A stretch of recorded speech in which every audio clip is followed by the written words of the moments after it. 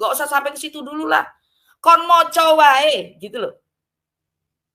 Kan puasa nih, harusnya bukannya ngata-ngatain orang Kristen. Kita darusan lah. Ngaji bareng-bareng di live kan gitu. Kan keren, kita bisa tahu, oh memang dia Islam. Shalom Bapak Ibu dan Saudara-saudara yang dikasihi Tuhan Yesus Kristus. Penyesatan memang ada, tetapi cilakalah mereka yang membuat penyesatan itu. Iblis hadir menyerupai domba, tetapi oleh hikmat dan kasih karunia Roh Kudus yang menyertai kita, dari buahnya lah kita boleh mengerti dari pengajaran-pengajaran yang diberikan kepada setiap orang. Kita simak setiap video yang ada dengan membuka hati, membuka mata, dan membuka telinga, supaya kita beroleh pengajaran dan pembelajaran dari setiap apa yang boleh kita simak. Ini Dodi Tan ini kasihan sekali, penggalan podcastnya intinya masa sih Al-Quran jiplak Bible. Nah, ketika saya mendengar itu saya tertawa sekali, Bu. Tertawa sekali. Jadi Dodi Tan dari cara ngomong banyak podcastnya dia menunjukkan bukan orang akademis loh, Saudara. Hanya dia itu orang pede saja. Mungkin merasa sebagai mayoritas itu. Karena ada podcastnya dia juga mengatakan, ya kita kan mayoritas dimaklumi aja gitu kan. Nggak boleh, orang Kristen seolah-olah dilarang penginjilan. Sementara lawan podcastnya ngomong, loh tetapi kan sama di masjid-masjid ngomong, oh hati-hati dengan sana sini. Loh itu kan di dalam masjid, iya tapi kan pakai toa. Lalu dia ngomong mayoritas maklumi aja. Loh kok bisa begitu? Ini bukan negara mayoritas, bukan negara miliknya mayoritas, betul nggak? Kalau mayoritas engkau bebas mengadakan tausiah, maka kami yang secara jumlah mungkin beda dengan kalian, ya sama dong. Ini kan negara hukum, bukan negara Islam. Setuju ya? Nah, ini salah satu buat saya ya kekoclokan si Dodi Tan ini ya. Dia maling Bible tapi salah nyolong. Judulnya lucu. Kita dengarkan ya, saudara-saudara. Lalu kita akan, Pak King David, coba dites mic. Shalom, King David. Ya, tes. Oh, masih kecil sekali ya, Ibu Fatila. Kecil, apakah cuma saya? Iya, masih kejauhan. Pak King malu-malu, Pak. Mungkin settingan yang kemarin aja, Pak. Oke, kita dengarkan dulu ya. Saya pakai ini, Pak, apa namanya, soundcard. Pakai mixer ya? Iya, soundcard. Oh, soundcard. Kayaknya perlu uji coba dulu, kembali ke laptop dulu aja, Pak. Karena terlalu jauh. Karena enggak ada waktu untuk setting, sudah live. Terima kasih. Oke, ini ya contoh ya, saudara. Pertama begini. Kita dengarkan yang ini dulu. Kitabnya orang Kristen ini yang separuh tuh nyolong dari sini. Nyolong. Saduran gitu. Jadi ya. Saya bilang ini kitab Spanyol gitu. Separuh nyolong gitu. Oke, saudara ya. Dengar baik-baik ya. Dengar baik-baik. Dia sudah menghakimi. Kalau saya bilang menuduh ya memang sudah tuduhan, tapi gini, dia sudah menghakimi. Mengatakan bahwa Alkitab itu Spanyol, separuh nyolong. Pasti mengatakan dari Yahudi. Pasti. Gitu. Separuh nyolong gitu. Boleh nggak saya bilang bahwa kitabnya orang Kristen ini yang separuh tuh nyolong dari sini? Nyolong. Oke, itu yang ya itu ngerti nggak ya? Kasihan ya. Rata-rata kok gini suara-suara perempuan gitu ya. Iya, saduran itu. Saduran gitu. Jadi ya. Saya bilang ini kitab Spanyol gitu. Separuh nyolong gitu. Oke, baik ya, separuh nyolong. Tapi yang gila lagi Kainama ini. Kita tunjukkan dulu bagaimana gegabahnya mereka. Spasi 5 tanda bagi 30. Yohanes spasi 5 tanda bagi 30. Stop curi-curi kitab orang. Orang Ambon bilang, hei. Gue lempar aku. Yohanes spasi 17. Kainama terutama saudara itu sengaja mau menciptakan istilah baru. Misalkan kan gampang Yohanes 17 ayat sekian. Dia nggak pakai spasi, tanda bagi gitu. Artinya apa saudara? Dia mengajarkan kepada orang bodoh yang sedang ngomong. Ya, sehingga kata ayat itu mesti jelas tanda bagi gitu kan, itu lucu ya. Tanda bagi 3. Yohanes spasi 17 tanda bagi 3. Kadron, stop curi-curi kitab orang. Oke. Mengkanon. Oke ya. Apalagi wajah sipit itu siapa itu? lanjut lagi Pak. Sabar ya. Menahem Ali juga dan lain-lain. Banyak Pak. Ya, banyak yang menuduh intinya kita ini mencuri. Nah, baik. Lalu kita salah satu penggalanya. Nah, ini dia. Penggalanya. Ini dulu deh. Hanya orang Islam. Oke, ini dia ya. Saya minta Don Didan menjawab ini. Ibu Fadila. Ayo. Ya, aye. Emanuela, Pak. Oh, iya ya. Nah, saya panggil salah kok ya, nyaut loh. Oke, Bu Emanuela. Iya, ada apakah gerangan? Itu lafal apaan, Bu? Yang di atas tuh yang kayak gambar trisulanya Krishna itu. Allah itu Allah lafal SWT ya, Allah. Bu? Bukan? Allah, enggak cuma SWT, Pak. Allah. Kalau di Alkitabul Muqaddas juga pakai kata seperti itu sama. Sama. Enggak, tapi ini hanya Allah saja ya bacanya ya? Iya, Allah saja, enggak ada Oh, SWT-nya. oke. Oh, oke. Di Alkitabul Muqaddas milik Koptik itu juga Allahnya tulisannya begini, yang tulisannya Arab ya, Bu ya? Sama, iya, betul. Dan Kainama itu mengakui bahwa Bible, tapi menurut Kainama, saya ikuti aja Kainama ya. Alkitab yang tertua itu bahasa Arab. Ya oke, tapi kan itu Alkitab. Pasti Anda sebagai orang Koptik tulisannya Allah juga begini kan, Allah ya, Bu ya? Betul. Berarti sebelum Muhammad menambahkan kata Allah ini plus SWT, sudah ada kata ini ya. Betul ya? Sudah dong, Pak. Sudah dong. Oke, saya lanjutin ya. Mari kita lihat dulu bahwa Don Didan mengatakan kita mencuri kata Allah. Ini adalah nama Tuhannya orang Islam. Ya, terserah. Kalau nama Tuhannya orang Kristen itu Yesus. Allah itu adalah nama Tuhannya orang Islam. Ya, kembalikan saja ke orang Islam. Kita pakai nama Tuhan kita, entah Yesus, entah Yahweh, entah siapa ya itu. Hak orang Kristen mereka. juga. Itu juga pasti akan dilindungi oleh pemerintah gitu, betul. Oh pasti. Betul kan? Pasti. Nah, gitu jadi. Itu yang diganti namanya kebangkitan Isa Al-Masih dari Yesus itu. Baiklah. Tapi sebentar nanti saya jawab yang ini. Oke, satu-satu ya. Setelah itu kita akan diskusi. Pak King David, tes mic. Ya, cek. Ah, ini dah. Oh ya, ini pakai ini dulu, Pak. Nanti Bagus. yang pakai itu. Sudah good. Jos. Oke. Nah, saat ini kita berdasarkan podcast yang ini, maka topik kita adalah kasihan banget Don Didan maling Bible salah nyolong. Kita dengarkan baik-baik ya. Saya jujur, saudara, kalau mau dengar lagi saya nggak tahan, mau tertawa. Bukan menghina, tetapi ada yang lucu ya. Dengar. Di Quran ada nggak cerita Nuh? Kalau dibilang Quran jiplak Bible. Di Quran ada nggak cerita Nuh mabok anggur? Enggak. Telanjang? Enggak. Ada itu di Bible ya? Ada. Ada nggak di Quran cerita mengenai Nabi Harun bikin patung sapi yang disembah berhala? Ada nggak di Quran? Nggak ada. Nggak ada. Ada nggak cerita di Quran Nabi Daud berzinah gitu sama Binor gitu? Ada seperti itu kok. Serius? Ada. Ada nggak di Quran begitu? Nggak ada. Nggak. Ada nggak cerita atau kisah di Quran Nabi Sulaiman alaihissalam musyrik? Musyrik? Nggak ada lah pasti. Ada nggak? Nggak ada. Di Bible ada. Ada nggak kisah di Quran Nabi Ayub diuji kemudian menyalahkan Tuhan karena Tuhan yang menguji dia gitu? Nggak ada. Justru malah di situ kalau perspektif Islam ya yang saya pelajari, tentunya sabar, kemudian bertakwa kepada Allah dan menyerahkan segala urusannya kepada Allah. Ada nggak di Quran kisah Nabi Lut yang menghamili 2 anak perempuannya?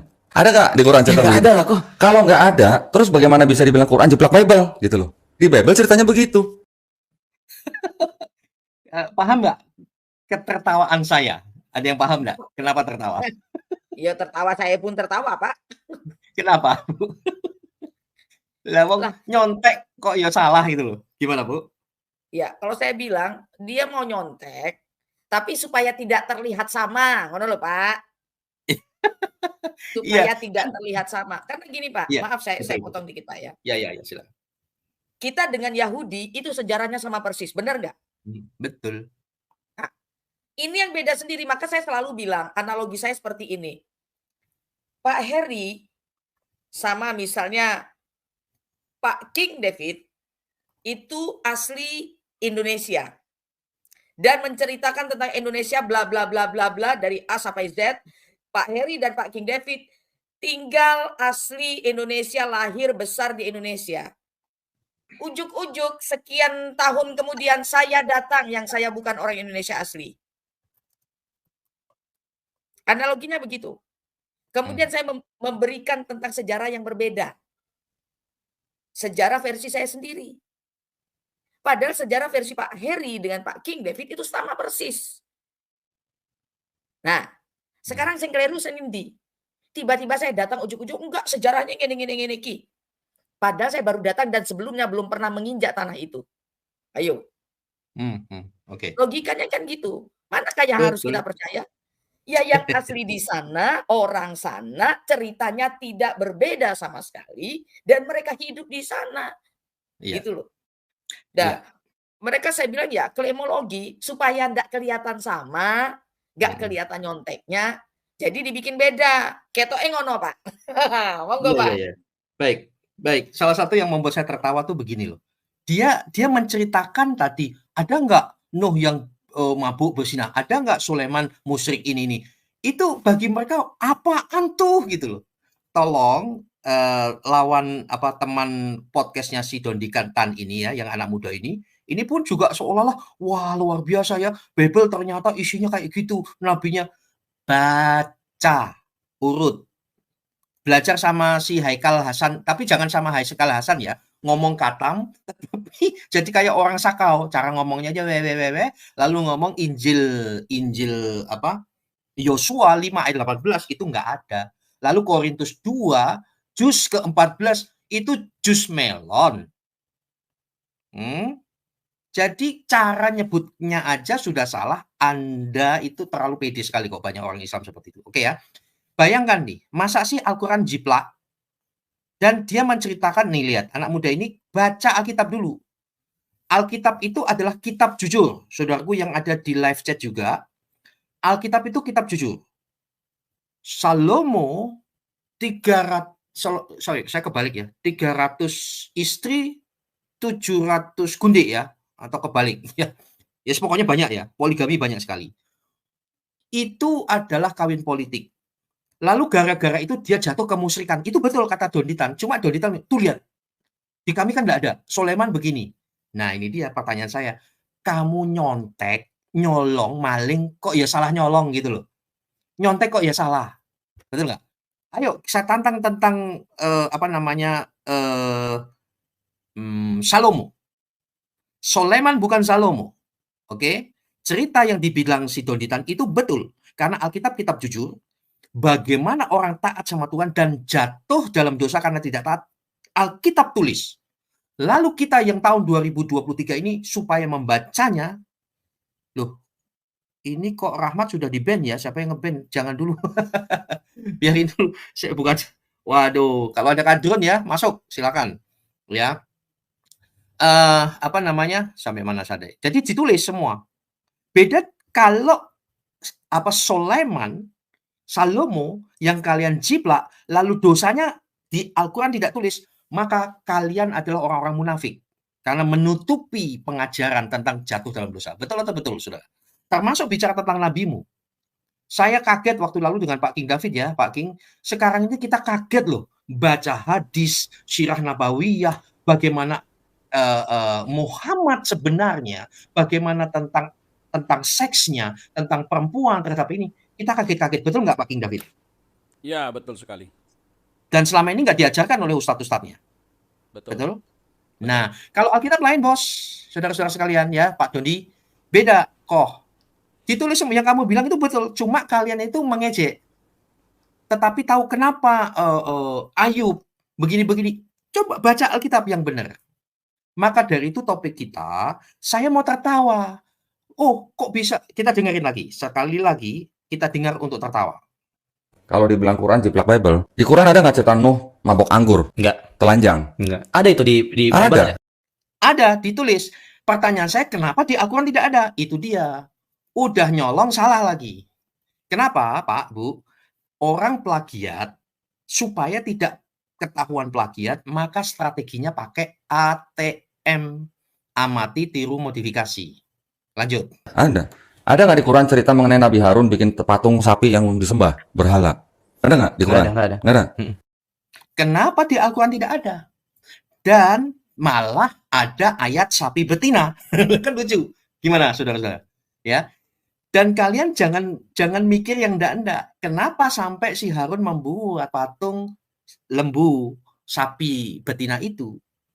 Lah itulah orang Islam seperti itu. Termasuk nanti ya namanya Sahra-Sahra. Sudah saya tunggu-tunggu nih namanya Sahra-Sahra. Ngulang-ulang terus tentang Amsal 7 ayat 18 dan 19. Itu dia. Lanjut. Ada nggak cerita di Quran Nabi Daud berzinah gitu sama Binor gitu? Ada seperti itu kok. Wow, kayaknya, wih, Nabi kok bersinah. Saudara, Alkitab itu kitab jujur. Daud jatuh bersinah ditulis. Lalu pertobatannya ditulis. Lalu akibatnya ditulis. Termasuk anaknya Salomo. Ketika jatuh dalam kemusyrikan, Israel terbelah dua. Lalu begini-begini. Luar biasa. Kenapa tidak ada di tempatmu? Maka dari itu betul, kasihan banget Donditan ini. Maling bebel, salah nyolong. Lalu nuduh. Lanjut. Serius? Ada. Ada nggak di Quran begitu? Nggak ada. Nah, ada nggak cerita atau kisah di Quran Nabi Sulaiman alaihissalam musyrik? Musyrik. Nah, kenapa nggak ada? Lah, maka dari itu coba perhatikan saudara. Plagiat itu saudara. Bentar ya. Nih. Plagiat. Ya, supaya tidak ketahuan plagiatnya, maka dia harus ATM. Apa itu? Amati, tiru, lalu modifikasi. Maka dari itu Salomo jadi Sulaiman. Salomo itu raja mendirikan bait Allah, arkeologianya masih ada. Sulaiman dirubah jadi nabi, terserah, lalu naik kapal terbang. Lalu cerita tentang Ratu Betseba dirubah menjadi Ratu Bilqis. Ada burung hudhud. Ya, Pak King David sudah pernah kirim foto burung hudhud ke saya. Saya mau tertawa. Ya, lalu karpet terbang. Ceritanya cerita-cerita Baghdad kayak film Hollywood itu. 90 sekian mil dan lain sebagainya. Nah, pertanyaan saya, mana bukti arkeologianya Sulaiman yang adalah raja hebat itu? Kita lanjutkan. Nggak ada lah pasti. Ada nggak? Nggak ada. Nah, ketika Sulaiman atau Salomo yang kalian jiplak itu jatuh dalam kemusyrikan, Bible tulis dengan jelas. Sekian ribu gundik, sekian ratus istri dan seterusnya. Pada akhirnya dia menjadi penyembah berhala.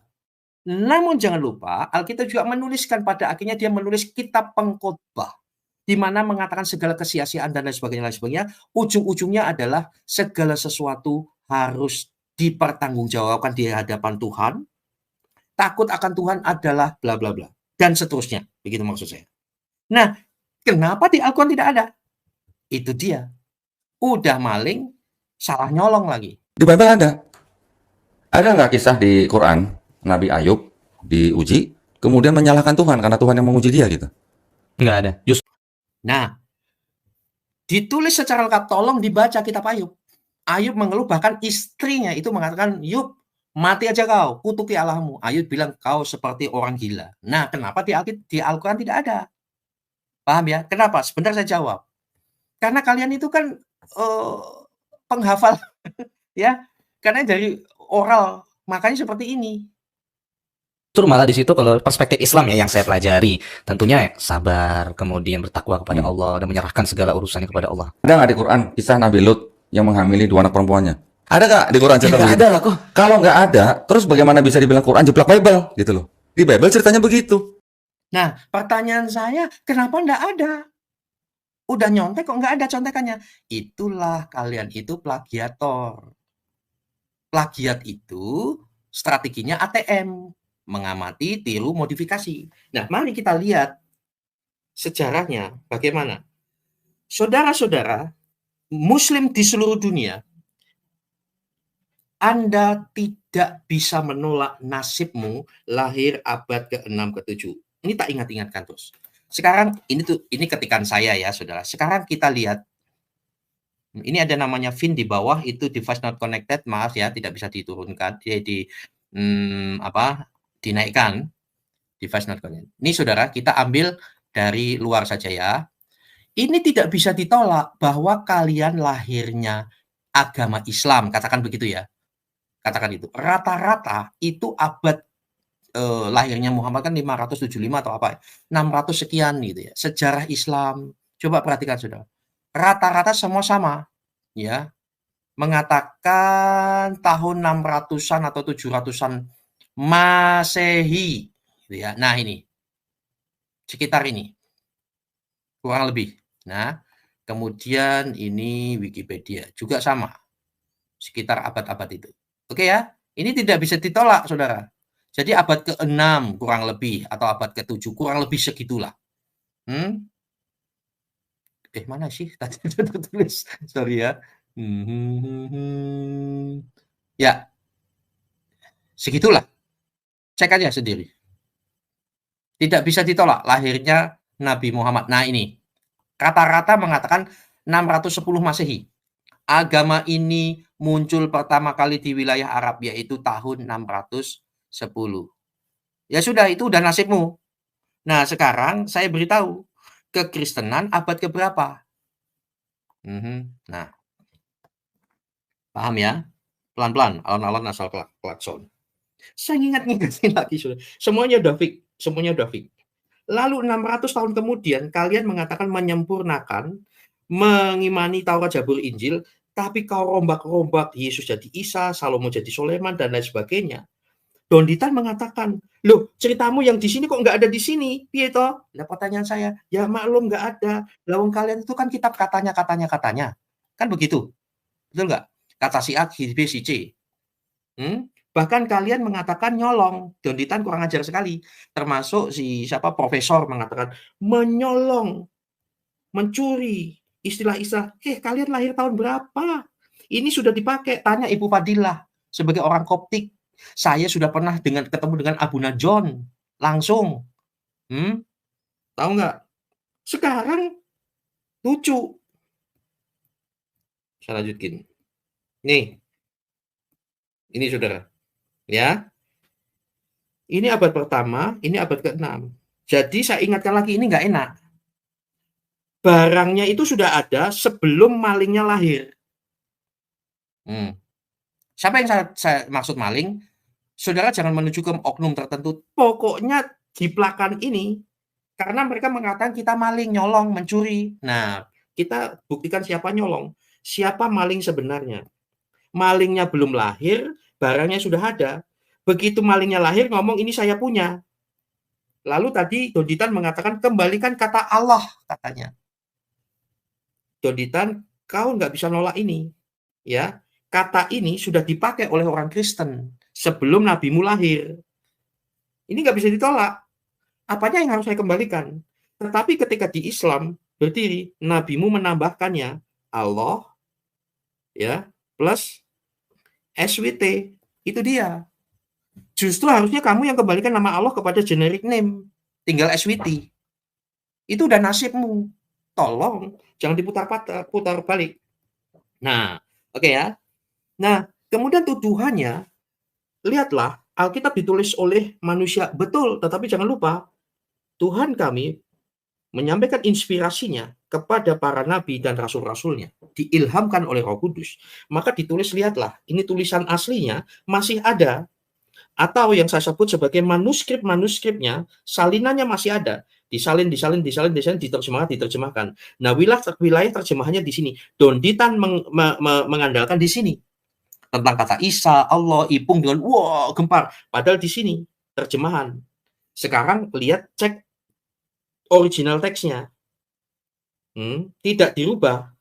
Diubah-ubah terjemahannya. Iya, diubah, tapi maksudnya tidak merubah original teksnya, tetapi penyesuaian tata bahasanya. Oke. Nah, sementara kamu yang lahir abad ke-7, ke-6, ya, itu terjadi editing berapa kali nih di sini. Dan Profesor Munim Siri jelas mengatakan 1924 juga diedit juga. 1985 juga terjadi editing lagi. Sistematikanya dan lain sebagainya. Dan Al-Quranmu ternyata tidak gedebuk jatuh dari langit.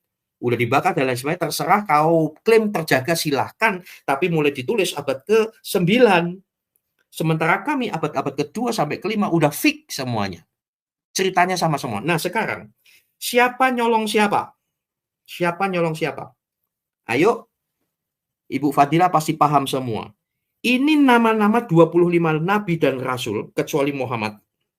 Itu pun Muhammad kalian paksakan ada di Alkitab. Ini kalian paksakan. Tapi tidak bisa.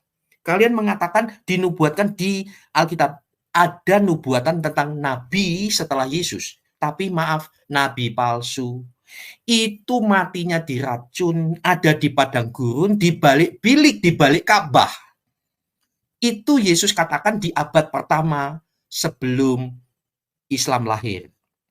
Dan Tuhan mengatakan, aku udah bilang loh sebelumnya. Oke, lalu sekarang ini nabi-nabi ini semua 25 nabi atau 24 nabi atau 24 terserah. Oke ya. Nama-nama ini asal-usulnya dari mana? Saya tanya, asal-usulnya. Sudah ada di mana dulu? Paham ya? Kalau tidak mau jawab, saya jawab. Nama-nama nabimu yang di sini itu sudah ada di sini terlebih dahulu. 6 atau 7 abad sebelum nabimu lahir. Sudah ada di sini. Betul? Jadi kalau Donditan mengatakan, loh kalau kami nyolong kok nggak ada cerita itu di kitab kami. Lah pertanyaannya, lo nyolong kok ya salah gitu loh. Itu yang harus ditanyakan. Kalau kau mau tahu lengkap cerita-cerita nabi-nabi yang dicolong di sini, bacalah ini. Bacalah Alkitab. Setuju yang di room? Saudara-saudaraku Islam, kalau kalian ingin tahu Taurat, Zabur, Injil yang benar di sini. Karena kalian tidak bisa jawab. Kalian disuruh mengimani Taurat, Zabur, Injil, ditanya, muter-muter, dan lain sebagainya. Abraham, Ibrahim, dan lain sebagainya, catatan lengkap di sini. Nah, sekarang Donditan mengatakan kembalikan nama Allah. Salah, sudah saya jawab. Sekarang kalau kau meminta kembalikan nama Allah, apanya yang harus dikembalikan? Justru kalian harus mengembalikan kata Allah itu bukan nama. Allah itu bukan nama. Tetapi istilahnya sama dengan Tuhan, gitu loh. Cuma Muhammad di abad ini menambah dengan plus SWT untuk pembedaan. Oke. Maka dari itu harusnya ini kembalikan kalau mau asli-aslian. Oke, saya tidak perlu mengulang lagi. Sekarang kalau kau tuntut nama Allah, tolong kembalikan. Kalau seandainya dicari asal-usulnya dan dari mana nama-nama ini, kembalikan semuanya. Kembalikan semuanya. Kecuali Nabi Muhammad. Itu tertolak di kami. Kemarin Pak Hokbah atau apa, satu. Ya, karena saya menggunakan ukuran yang sama dengan kalian ya. Ini kalau dikembalikan semua Pak, katanya satu. Tinggal kitab porno katanya. Pak Hokbah, betul. Yang kedua, ya tinggal cover, lalu dongeng. Apakah ini tuduhan? Tidak. Lah buktinya misalkan kemarin ya, nomor 33 ayat 50. Dari 16 keistimewaan nabimu, 10 tentang perempuan. Yang ke-10 itu, apabila mata Nabi melihat perempuan, dan dia desire her, maka suaminya harus menceraikannya. Saya ngomong ini tidak dengan ngejek loh. Lah bagi saya bingung loh kok begini. Sementara kalian ya sampai sekarang itu baca Amsal 7 ayat 18-19 selalu bilang kitab porno. Nababan pun Ustadz Nababan jelas-jelas ada rekamannya dan banyak Ustadz mengatakan kitab porno. Sekarang saya balik. Ini tolong kembalikan. Nanti yang saya ketemukan kemarin ada yang tentang bebas berhubungan seks dan seterusnya. Tinggal covernya dan dongeng. Kenapa dongeng? Itu Zulkarnain, itu Zulkarnain, kemudian Seven Sleeper dan lain-lain. Nah, itu dia. Jadi, hari ini kita kasihan sekali dengan Donditan ini. Maling Bible salah nyolong. Kenapa tidak ada di Al-Quran? Kenapa tidak selengkap Bible? Itu pertanyaannya. Itulah Bapak Ibu. Plagiat strateginya adalah ATM, amati, tiru, modifikasi.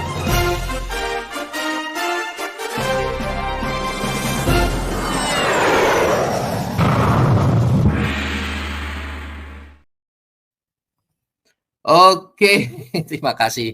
Sebelum Bu Emanuela, King David, karena waktunya beliau cukup padat, King David, Gimana tanggapan Anda? Ya. Ya luar biasa, Pak. Wah, suaranya kecil lagi, Pak. Ya.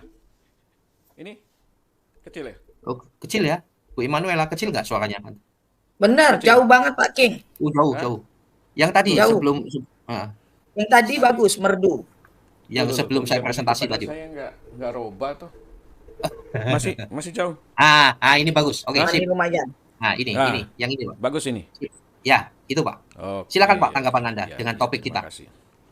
Ya, kalau tanggapan saya mengenai Pak Dondi Tan atau julukannya sekarang Dongki Tan, Iya. dia tahu apa tentang Alkitab kita? Mhm. Pernah nggak dia sekolah sekolah pendeta? Dia mengaku-ngaku Sebagai- penyandang dana misi, Pak, waktu lalu. Ya, kalau penyandang dana kan dia tidak pernah kuliah, Ya. ambil mata Itu pelajaran mengaku-ngaku. teologi ya kan? Mhm. Nah, kalau seseorang yang tidak punya pendidikan di teologi ya, berarti kan dia tidak valid ketika memberikan tanggapan atau tafsir ayat Alkitab kita. Tentu dengan sembarangan saja dia berbicara. Karena ayat Alkitab kita ini sambung menyambung. Nggak bisa hanya dipenggal, oh Lot berzina dengan anaknya. Nah, tarik ke belakang dulu. Kenapa demikian? Betul. Kalau kita baca dari awal kan jelas tertera karena anak-anak Lot itu mereka memang hidup pada waktu itu di tempat yang salah memang. Karena ayah mereka memilih tempat yang keliru, yaitu kota Sodom itu yang dimana penduduknya itu melakukan LGBT, perzinahan laki-laki dengan laki-laki, wanita dengan wanita, mereka melakukan itu. Maka dari kata Sodom itu muncul kata sodomi. Nah, mereka hidup di lingkungan yang benar-benar memang parah.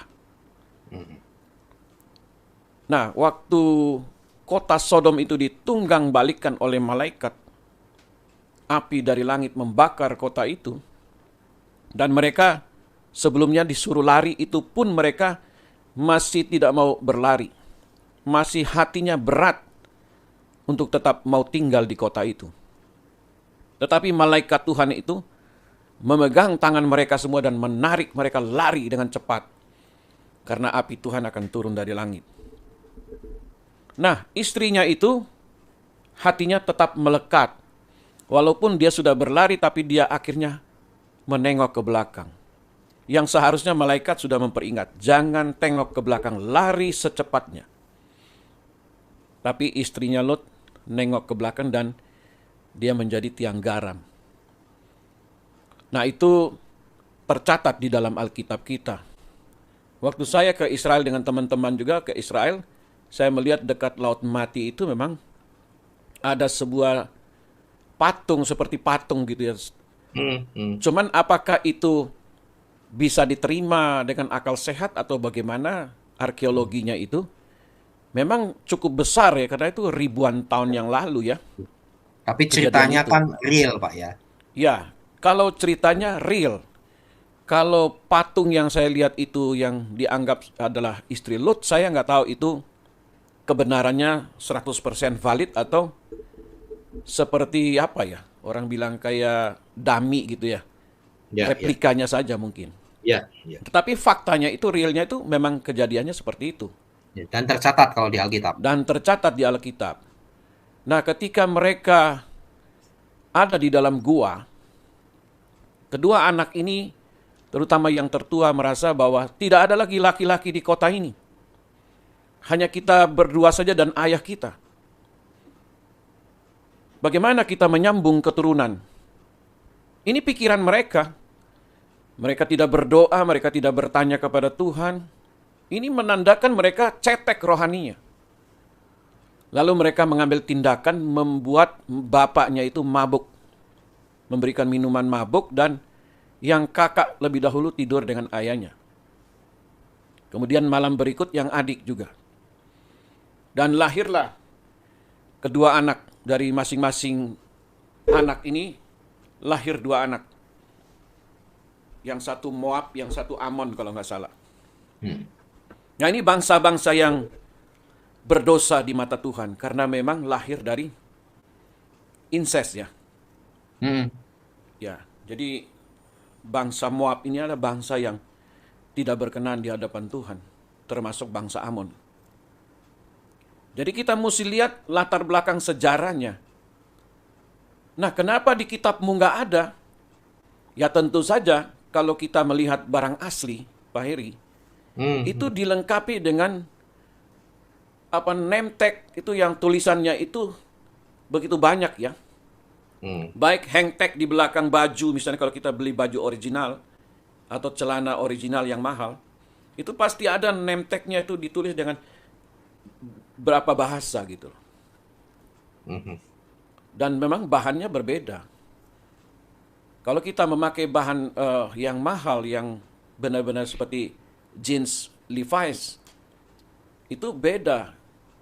Bahannya pun beda, kita pakai pun enak, ringan. Dan itu memang berbeda dengan yang palsunya. Jauh sekali kalau Levi's itu mungkin 1 juta, sedangkan yang palsu mungkin 150.000 Pak Heri. Paling mahal 200.000. Ya. Dan itu asal jadi saja. Tidak seperti yang original. Demikian juga dengan kitab palsu. Orang yang suka nyontek-nyontek itu pasti tidak lengkap karena dia menjaga jangan sampai kalau terlalu sama 100% berbahaya ini. Makanya mereka mengamatinya, menirunya, dan memodifikasi. Sehingga tidak sama persis. Lalu Dan dia itu ada di balik dompet cerita Bapak ini. ya Pak ya? Yang Ya. itu ada di dompet di dekat pantat Bapak. Ya, ATM.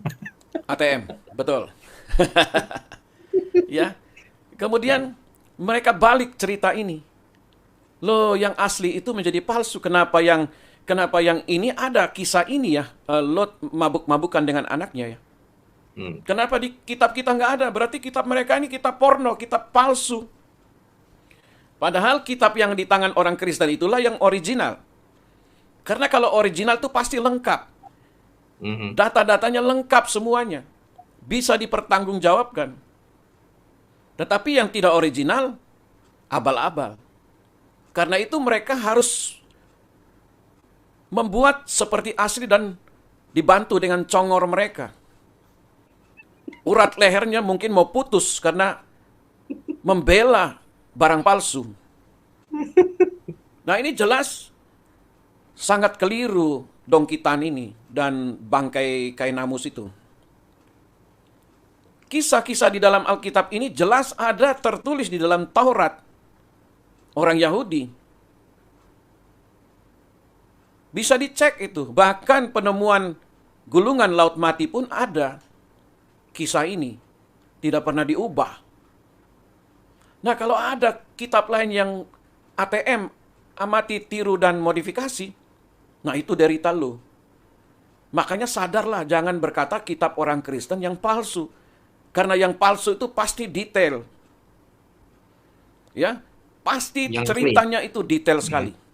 Itu asli. Palsu tidak mungkin seperti itu. Karena menyangkut biaya. Nah, kita tahu benar siapa yang menulis Al-Quran itu, kita tahu siapa orangnya, namanya siapa. Orangnya masih muda. Disuruh untuk belajar bahasa Ibrani, bahasa Aramaik, dan bahasa-bahasa yang lain. Untuk apa kamu disuruh oleh baginda mempelajari bahasa-bahasa orang lain? Katanya bahasa Arab itu adalah bahasa surga. Lalu kenapa disuruh Zaid bin Thabit mempelajari kitab-kitab orang Yahudi? Dan yang kita tahu, kitab orang Yahudi itu yang dimasukkan ke dalam kitab mereka itu sebenarnya itu adalah kitab-kitab apokrif.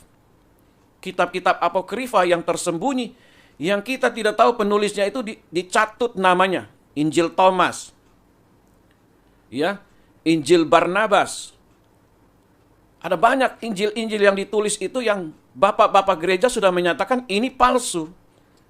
dan sudah disimpan supaya menjadi barang bukti. Nah, sekian tahun kemudian muncul ini di abad internet IT ini. Lalu mereka katakan yang palsu kita punya.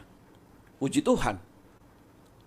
Kita justru saat ini bisa menyatakan Alkitab kita inilah yang original karena lengkap. Lalu mereka bilang, kitabmu itu adalah kitab sejarah, bukan firman Tuhan. Oh tidak, saudara. Alkitab kita ini ada bahasa, ada dialog antara Tuhan dengan Nabi, ada dialog Nabi dengan bangsa, dengan umat Tuhan, itu semua ada. Kitab manapun. Ini Pak, kitab Ya. Injil Alkitab itu terkonfirmasi dengan sejarah. Dia berjalan bersama sejarah. Iya. Betul ya? Oke, Betul. silakan. Dia paralel dengan sejarah. Ya. Jadi nggak bisa dipenggal-penggal, nggak bisa. Jelas di dalam kitab itu ada Tuhan berbicara kepada sang nabi, nabi juga berbicara kepada bangsa atau kepada orang tertentu.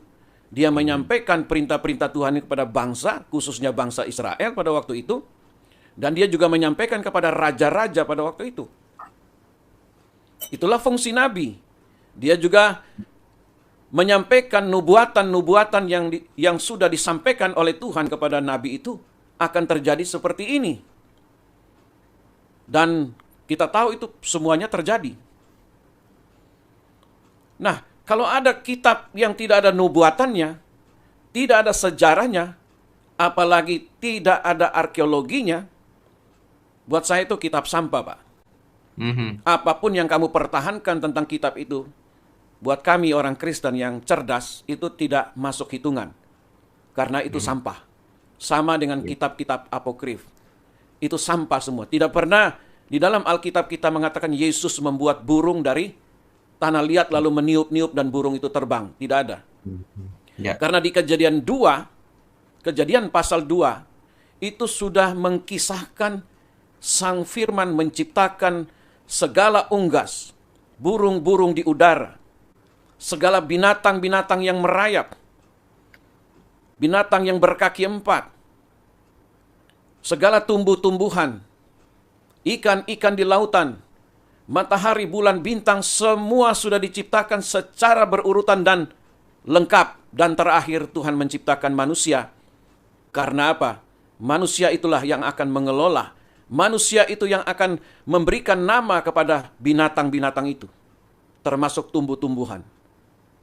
Ya, Tuhan menciptakan Adam untuk berkuasa di bumi ini. Dia seperti Allah. Lalu kalau ada kitab yang lain berkata Adam itu adalah nabi, ini gombal-gambul. Karena tidak ada di kitab Taurat mengatakan Adam itu nabi. Sampai hari ini Anda pergi ke Israel, Anda boleh bertanya kepada orang asli Israel atau kepada orang ortodoks atau mesianik. Silakan Anda datang ke sana dan cek kitab Taurat mereka. Apakah Adam disebut nabi?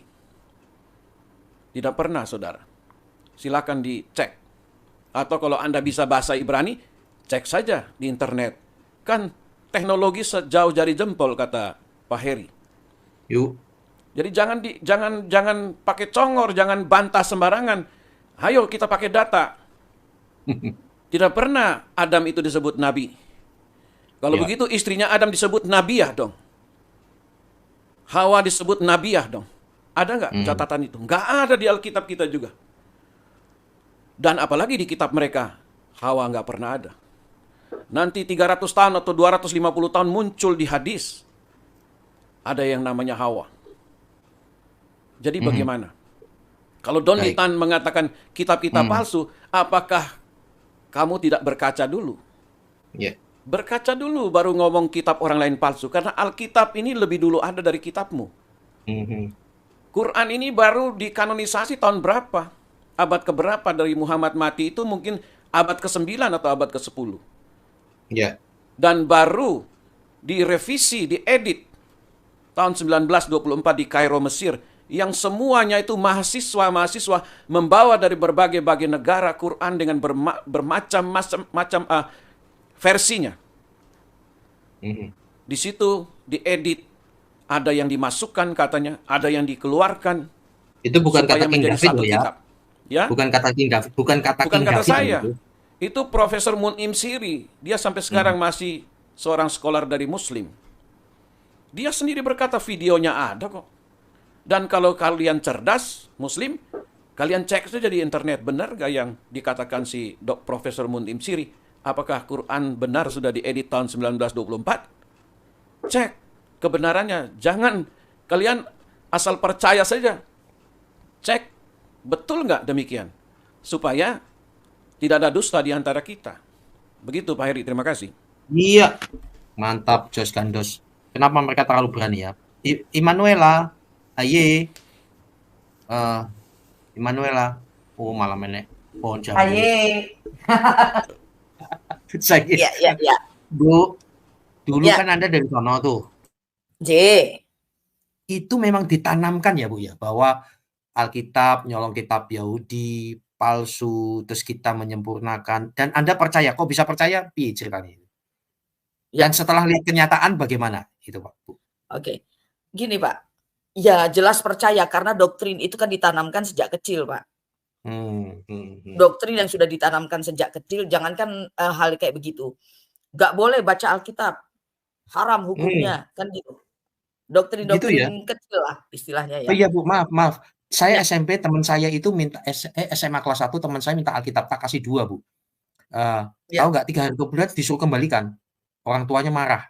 Dan mereka kok melarang baca Alkitab gitu loh, lucu ya. Silakan Bu.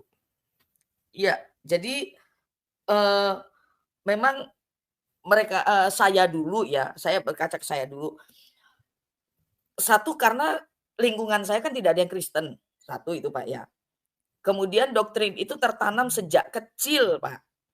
Ini enggak boleh, itu enggak boleh. Karena iman di RT 6 ini uniknya adalah pahala dan dosa, reward dan ancaman. Kan itu Pak. Nek kowe ngene iki kowe mlebu neraka. Nek kowe ngene iki kowe mlebu swarga, kan gitu. Dua pilihan itu. Nah, berbicara tentang iman, kalau di Kristen kan beda, tidak sekedar masuk surga atau masuk neraka, bukan di situ Pak iman Kristen itu. Gitu loh. Nah, doktrin yang sudah mendarah daging itu ya, itu memang agak sulit Pak. Saya aja butuh waktu 14 tahun untuk memahami iman orang lain dan bahkan sempat 3 tahun ateis kan. Karena dasarnya itu sudah beda Pak. Satu, dari cerita-ceritanya ya seperti ini ya, pasti saya dicokokin, Injil itu palsu, Alkitab itu palsu. Saya dulu nggak kenal namanya Alkitab Pak, jujur aja. Saya kenalnya Injil. Injil itu ya Alkitab gitu ya? Iya. Saya tidak kenal namanya Alkitab, jujur aja. Dulu ya. Nah, itu bedanya karena banyak perspektif yang berbeda kita dengan mereka Pak. Nggak cuma sekedar Isa dan Yesus, tidak sesederhana itu saja. Makna nabi, makna rasul juga berbeda mereka dengan kita. Itu Pak. Jadi kalau bicara makna firman pun mereka dengan kita tuh beda Pak. Jadi apa ya? Bukan orientasi, apa ya namanya? Cara berpikirnya, mindsetnya itu beda Pak. Nah, itu untuk membalikkan supaya saya keluar dari mindset itu lama Pak. Untuk memahami firman Tuhan orang Kristen, istilahnya firman Tuhan orang Kristen, itu sulit Pak. Sulit buat saya. Karena doktrin yang sudah melekat itu satu. Doktrin apa? Oh Tuhannya orang Kristen 3. Dan itu yang selalu terngiang-ngiang di antara mereka juga gitu loh. Nah, saya sebenarnya belajar tentang kristologi itu kan lama sekali. Sudah sangat lama. Satu, awal cuman untuk kebutuhan mata kuliah. Ya, saya yakin dan percaya Tuhan sudah rancangkan itu untuk saya sebenarnya. Nah, kemudian kan berjalannya waktu kok ada sesuatu yang menurut saya tuh nggak masuk akal. Beberapa hal tidak masuk akal, ya kan? Banyak Pak. Saya kadang-kadang tuh sulitnya gimana Pak? Sulitnya mencerna iman Kristen itu apa? Karena saya masih berdiri di iman yang lama kala itu. Jadi untuk bisa mencerna kebenaran itu seperti apa, saya harus keluar. Harus keluar, wes toh, aku rasa kenal Tuhan. Untuk cara saya bisa tahu kebenaran yang hakiki seperti apa. Akhirnya saya berdiri sebagai melihat dengan kacamata kemanusiaan. Melihat sebagai saya perempuan. Ya, dari sisi situ Pak, saya melihatnya dulu. Loh, kok ngene? Begitu makanya saya ingat apa saya ngomong, al-imanu fi fikriki wa qalbik. Dia ngomong, iman itu selalu saya ungkapkan ini di pikiranmu dan hatimu. Memang itu Pak. Dua itu harus sejalan. Gitu loh. Nah, jadi banyak hal kalau kita bicara masalah logika, banyak yang nggak logik di sana, Pak. Setelah saya tahu kekristenan kan, setelah saya belajar. Kalau bicara masalah spiritual, lebih lagi, Pak. Nggak masuk sama sekali. Jadi, doktrin yang melekat itu agak susah, Pak, didobrak. Walaupun mereka kita sudah kasih tahu, oh ini salah, oh ini benar. Kita bongkar akal sehat mereka. Orangnya ndak, nek bahasa Jawa nih. Nggak nyanda Pak, nggak nyampe karena cara berpikirnya itu beda. Cara memahami keimanan itu mereka dengan kita tuh ibarat langit dan bumi Pak. Makna surga aja nggak usah jauh-jauh. Ya, mereka surga itu cuma sebatas jannah. Jannah itu kalau di Alkitab kita Taman Eden Pak. Itu udah beda gitu loh. Nah, banyak hal yang perbedaan-perbedaan yang menurut saya sangat signifikan dan itu lebih masuk akal di Kristen itu loh maksud saya. Nah, itu butuh pemikiran yang rodok suwe, enggak cuma rodok suwe, ya harus suwe banget. Dan saya harus berdiri di tengah-tengah. Artinya saya harus mengosongkan diri saya, tidak ke iman manapun juga. Karena kalau tidak begitu, akal sehat saya terbentur, Pak. Terbentur dengan apa? Iman yang lama. Kan nek bayangkan Pak, ketika saya sudah masuk Kristen, sudah baptis, itu masih mikir gimana coba? Saya berpikir gini, kayak aku mlebu neraka ya, aku dadi murtad.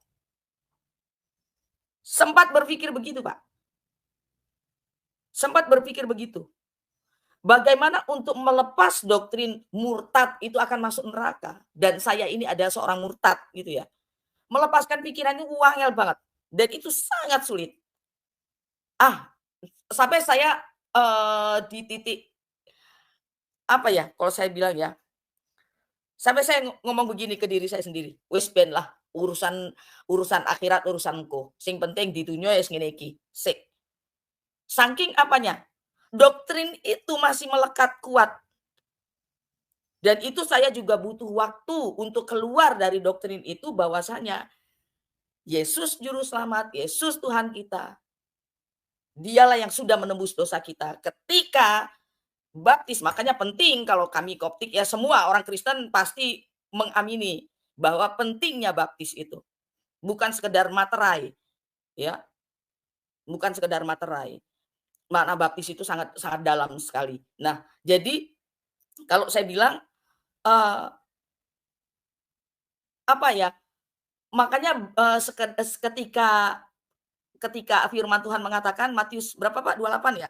Pergilah dan jadikanlah semua bangsa muridku dan baptislah. Kemudian suruh ajarin lagi. Ini Ya, gunanya 28. saya Pak. Supaya nggak kayak saya. Nggak kayak saya kenapa? Supaya nggak ragu. Saya masih ragu Pak ketika sudah baptis. Ya, masih ragu Pak. Itu gunanya setelah baptis kita juga harus belajar lagi. Supaya apa? Penguatan iman itu loh Pak. Supaya tidak ada keraguan-raguan. La raiba fihi. Kalau dalam Al-Baqarah ayat 2. Tidak ada keraguan di dalamnya. Iya. Ya, ini Pak yang sulit. Nah, begitu saya mulai belajar lagi, mengupas lagi. Saya masuk betul-betul harus tahu nih. Bayangin Pak. Saya sering sekali kesaksian di mana-mana saya bilang. 5 gadis bodoh dan 5 gadis bijaksana, saya pikir memang ada ceritanya. Bayangin Pak, saking begitunya saya, doktrin yang lama itu masih melekat di pikiran saya bahwa cerita-cerita itu memang ada ceritanya. Kalau di sana kan begitu Pak. Cerita Ashabul Kahfi itu memang ada ceritanya, cerita Sulaiman memang ada ceritanya. Saya pikir di Kristen pun begitu.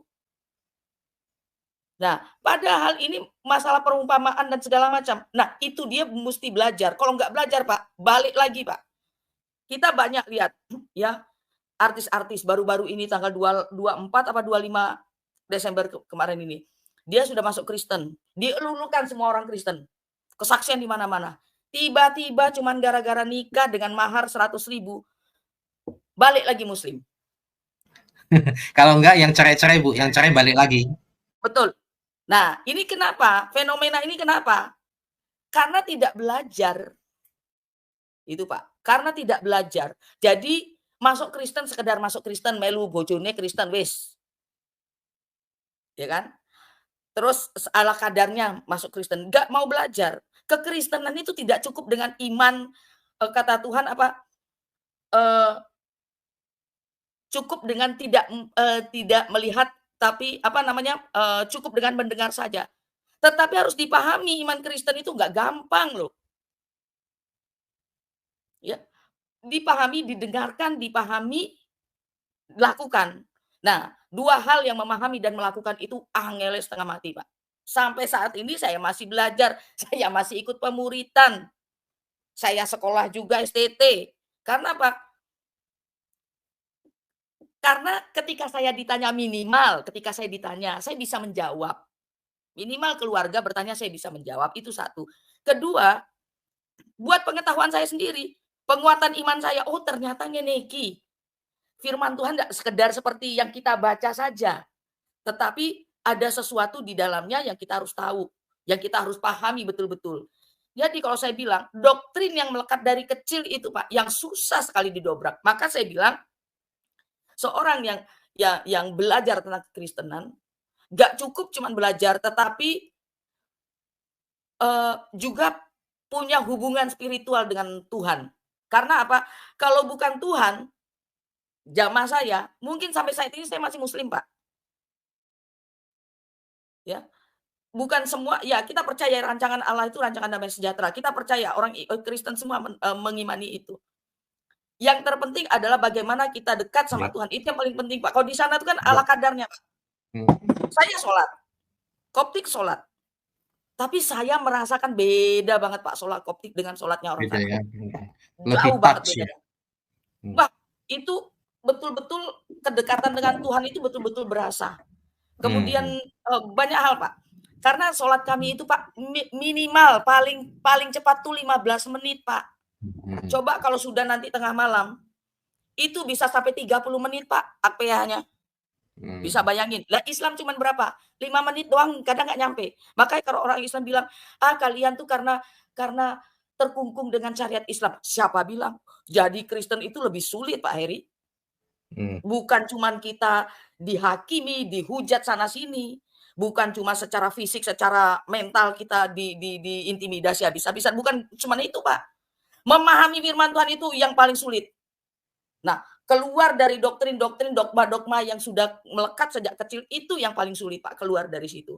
Makanya kalau dibilang bagaimana ketika saya udah jadi orang Kristen, beda Pak. Beda cara memahami firman Tuhan dan kebenaran. Itu aja. Begitu Pak Heri.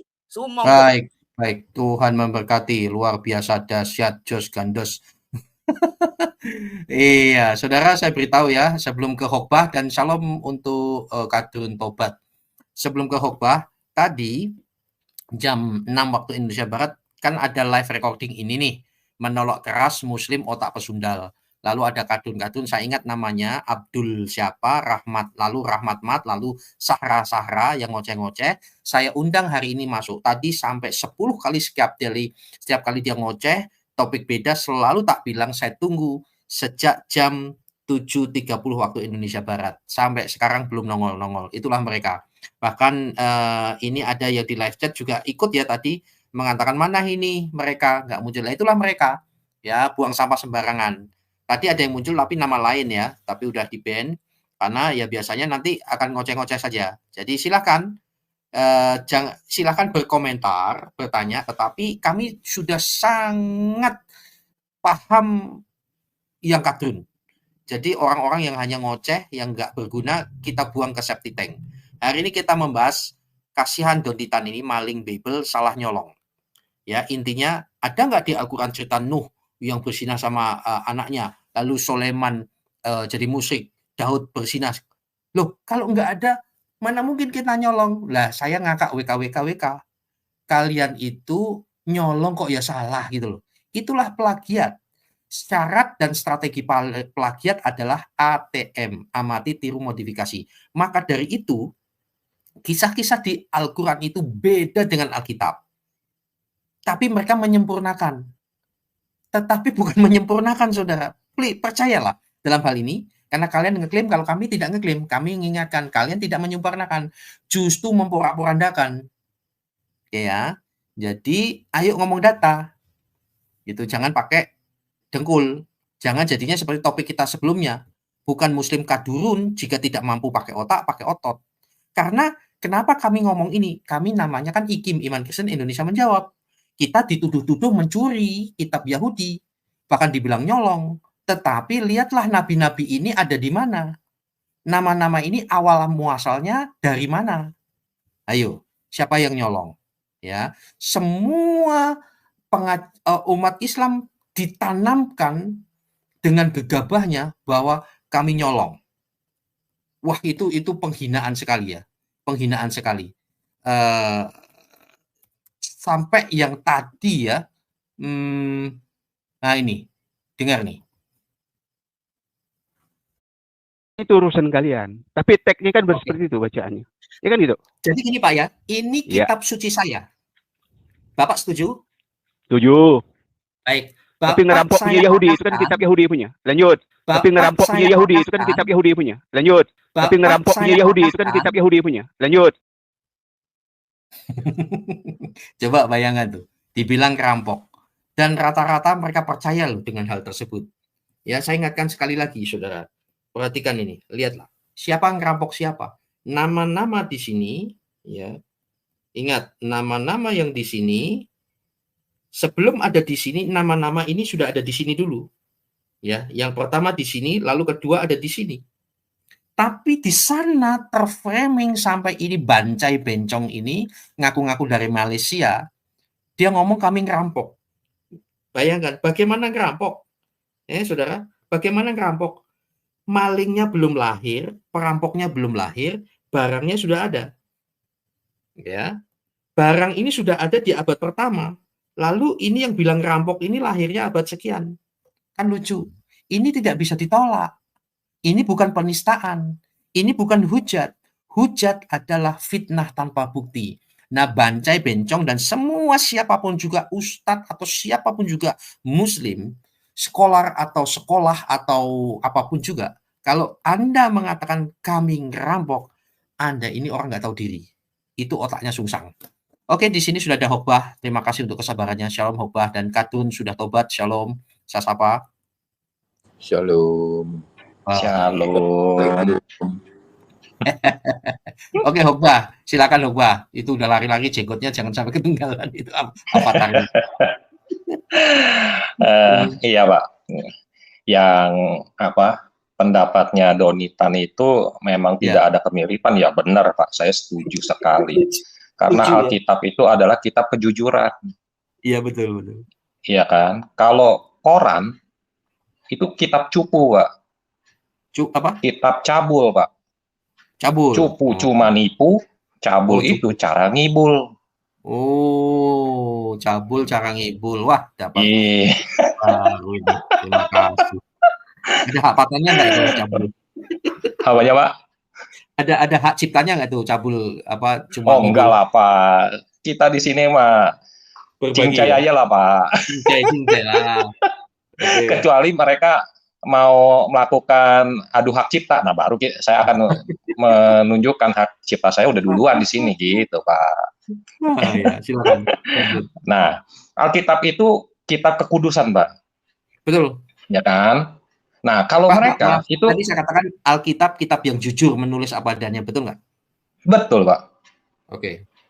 Nah, kalau Alkitab itu kitab kekudusan. Tapi Quran itu, Pak, itu kitab kabul, Pak. Kabul. Kaya dengan cabul, Pak. Dan itu, Pak, kitab SS, Pak. Selalu selangkangan, Pak. Oh iya. Itu Pak. Nah, dan kitab Quran itu kitab bacok Pak. Apa itu? Banyak cocokmologi Pak. Iya. Jadi cocokmologinya kenapa gitu kan? Kenapa jadi cocokmologi gitu? Ya mereka kan biasa kan bilangnya, oh kitab saya tuh saya nggak punya kitab, kita itu dari hafalan. Nah kalau hafalan kan berarti suka-suka saya kan maunya yang dipilih yang mana. Contohnya si Bancai. Kita kasih tahu, itu peringatan untuk anak pemuda-pemuda. Yang itu loh Pak, yang si Bancai bilang, istri kamu kalau ini enggak. Pikirannya dia ya udah ke arah sana, suka-suka mereka ngambil kitab kita. Ya beda gitu loh Pak. Kalau kita itu emang kitab kejujuran dan kekudusan. Mereka enggak, cocokmologi. Yang sesuka-sukanya aja. Akhirnya mirip lah di sana gitu loh. Ngambil suka-suka. Suka-sukanya apa ya? Contoh misalkan ya mana ada sih Pak di Alkitab kita Jibril itu tiup-tiup tiup-tiup. Nah itu ya. Ya cukup tahu ya kan ya Pak. Nggak pernah disebut. Ya memang kalau bisa jangan ikut-ikut lah gitu loh. Kita itu orang-orang kudus gitu, nggak kayak mereka gitu. Terus kalau mereka bilang nggak nipu, ya memang beda gitu. Kedua adalah kayak kenikmatan pelacuran surgawi kan itu kan beda juga. Nggak ada di Alkitab kita. Ya dah. Terus Tuhannya kita juga bukan Tuhan yang dokter oplas keperawanan, beda. Ya dong, beda sekali Pak. Nah kemudian yang pasti adalah kitab mereka itu Tuhannya itu enggak apa yang kemarin saya bilang itu Pak.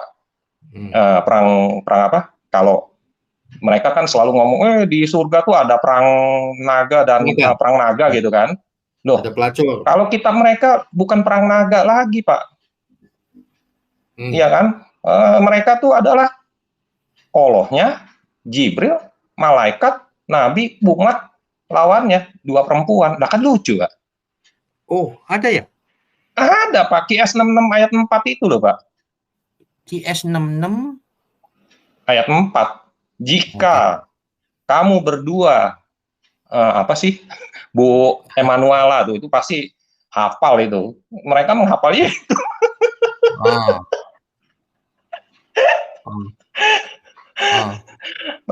Ya terus ada lagi QS 33 ayat 50. Itu kan ya begitulah. Ya gitu dulu deh Pak ya. Saya serahkan ke Pak Ikim kembali. Terutama saya mau menunggu tausiahnya Pak Kadrun sudah tobat. Ini sesepuh saya. Iya. Baik. Jangan lama-lama Pak supaya Bapak tidak dikutuknya. Oke, terima kasih. Silakan di-mute untuk Ngakak. Kadrun sudah tobat. Shalom. Assalamualaikum. Baiklah. Ini loh, kasihan banget ini Donditan. Maling bebel kalau ya salah nyolong. Loh, kalau kami nyolong, kenapa cerita ini tidak ada di Al-Quran? Lah kan lucu. Silakan, Kadrun. Ya, karena beda persepsi, Pak. Beda persepsi dan doktrinasi dari kecil. Mereka selalu didoktrin bahwa nabinya itu maksum dan sempurna. Semulia-mulianya manusia, itu mereka didoktrin seperti itu. Jadi apapun kelakuan nabinya yang sudah tidak wajar, itu pun diamini. Itu saya bingung loh. Serius. Ya, karena mereka suatu doktrin dan ginilah, inti daripada mereka adalah ketakutan. Mereka selalu takut bahwa Allah tuh akan murka, diazab, nanti masuk neraka. Itu saja bolak-balik. Jadi orang itu sudah rusak otaknya, Pak. Begitu mereka kenal kultus ini, otaknya jadi rusak. Mereka tidak lagi melihat keindahan dan keperkasaan Tuhan. Mereka hanya tahu bahwa Tuhan itu bengis. Ya. Nggak boleh salah. Ya, orang nggak boleh salah begitu. Tapi kalau ditanya terus, digali lebih dalam, lah Tuhannya itu kerjanya ngapain? Mereka nggak bisa jawab, Pak. Hmm. Malah yang bertanya itu dianggap menghujat. Tuh, itu ciri khas pertama. Bu Emanuelnya pasti tahu itu. Yang kedua, mereka itu sejarahnya penuh dengan sejarah buatan, fabrikasi, tanpa merasa perlu untuk melakukan cross check dengan sejarah-sejarah lain. Contoh, tadi kan ada pembicaraan tentang Sodom dan Gomora. Ya. Menurut tafsir ulama mereka, di manakah Sodom dan Gomora itu? Kalau di Kristen kita bisa tahu lokasinya sebelah mana. Dekat Ur-Kasdim sana. Kita tahu. Yang sekarang namanya Jawa Barat, ya. Tapi di mereka di mana? Dari yang saya baca, hanya perjalanan semalam dari kota Mekah. Nah, di situ saja sudah kelihatan bahwa sejarah itu bukan merupakan bagian dari agamanya. Makanya mereka sangat ketakutan kalau mendiskusikan masalah sejarah. Ya. Jadi mereka sangat ketakutan karena mereka pasti berantakan di situ. Pantesan Pak ya, ini Nyi Roro Kidul ini udah cukup lama ini, saya masih simpan. Dia mengatakan kitab suci sama sejarah harus dipisahkan, lah kan dongeng ini. Ya makanya. Nah sekarang bagaimana suatu firman yang diberikan pada manusia yang tinggal di bumi pada suatu tempat, pada suatu waktu, tidak diberitakan, lu dengarnya dari mana? Sekarang saya mau tanya benar-benar nih, kalau ada di LC orang Muslim ya, Gua Hira tuh di mana sih? Gua Hira. Oh, ya, sebenarnya di mana? Mereka nggak bisa jawab. Bayangkan, mereka nggak bisa jawab. Bagi mereka sejarah itu nggak penting. Coba kita lihat saja ya, kalau di kekristenan situs-situs sejarah Kristus ya, rasul-rasul itu semua lengkap dan dijaga. Ya, makam Kristus yang kosong itu dijaga sampai sekarang. Tempatnya sesuai dengan apa yang diceritakan, ditulis di Alkitab. Taman Getsemani sampai sekarang masih ada. Ya kan? Via Dolorosa itu juga masih ada sampai sekarang. Tempat penghentian Yesus berhenti 3 kali, 3 atau 4 kali Pak berhenti. Iya, 3 kali. Itu juga masih ada. Ruang sidang Pilatus itu juga masih ada. Kita bisa lihat. Bahkan surat laporan dari seorang kepala serdadu Romawi yang melaporkan penyalipan segala macam. Ada ya? Itu masih ada di Museum Roma. Pak Kadun sudah pernah baca sendiri. Pernah lihat. Itu bisa kalau punya duit mampir ke Museum Nasional Italia di Roma sana yang di depannya apa tuh? Di depannya air mancur Trevi. Oh iya. Jadi air mancur yang banyak ukirannya bagus-bagus banget itu, Pak. Ya, Pak Kadun saksi mata sudah pernah baca sendiri ya, lihat sendiri. Iya. Ditulis dalam bahasa Koine awal ya. Jadi mirip dengan bahasa Latin.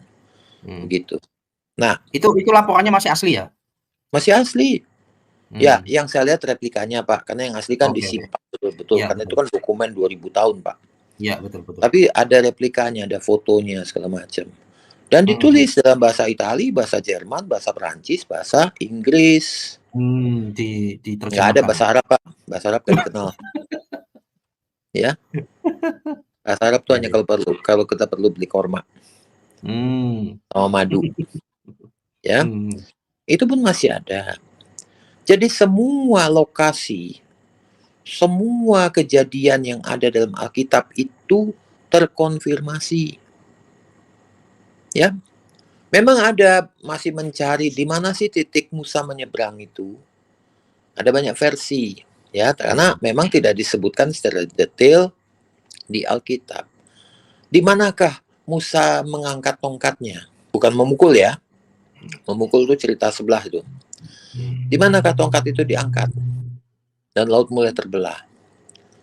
Jadi kita tuh sudah jelas. Misalnya tentang Musa di Mesir. Memangnya cuma dari Alkitab kesejarahannya itu ditulis? Tidak. Dokumen-dokumen dari pemerintahan Mesir kuno, kefiraunan itu juga ada cerita itu. Bagaimana orang Yahudi itu harus membuat bata tanah liat campur jerami. Itu juga disebut. Dokumen-dokumen heliografnya banyak, Pak. Heliografnya banyak.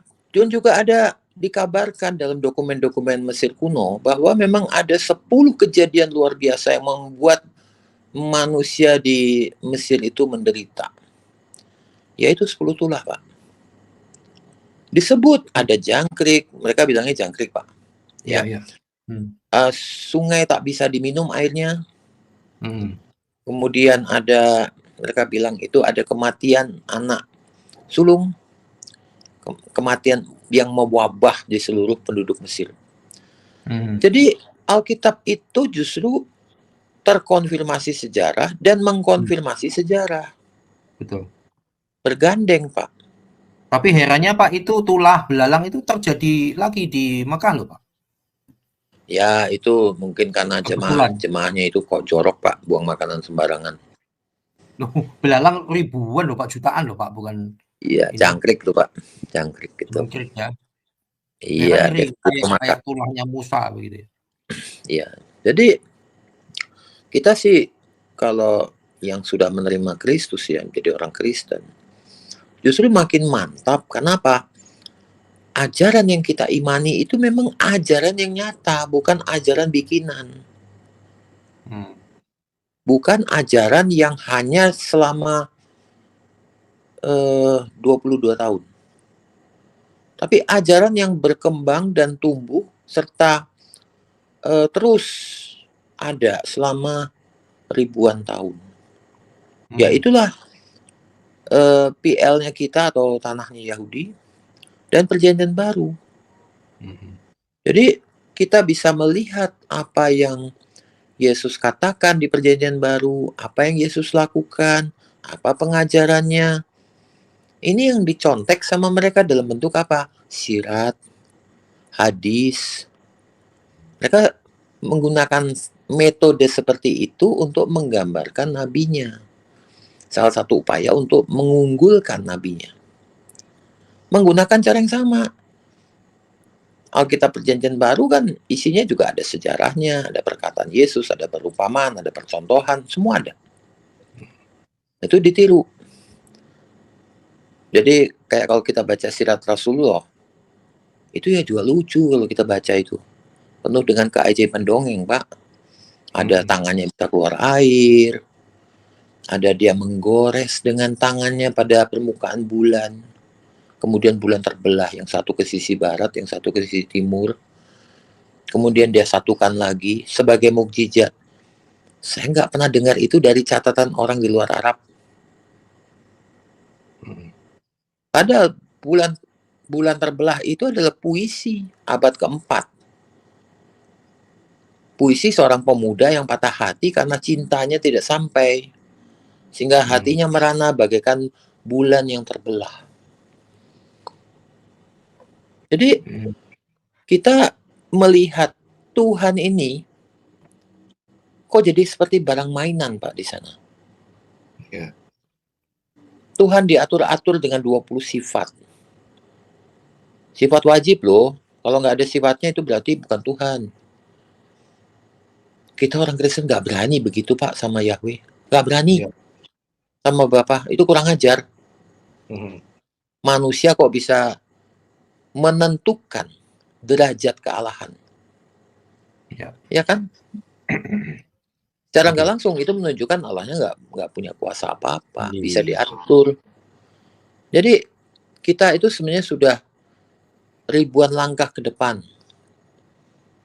bukan cuma satu langkah di depan, Pak, ribuan.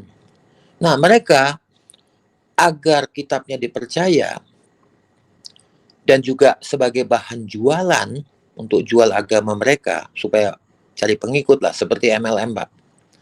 Itu mereka terpaksa mengarang cerita sekaligus melakukan black campaign.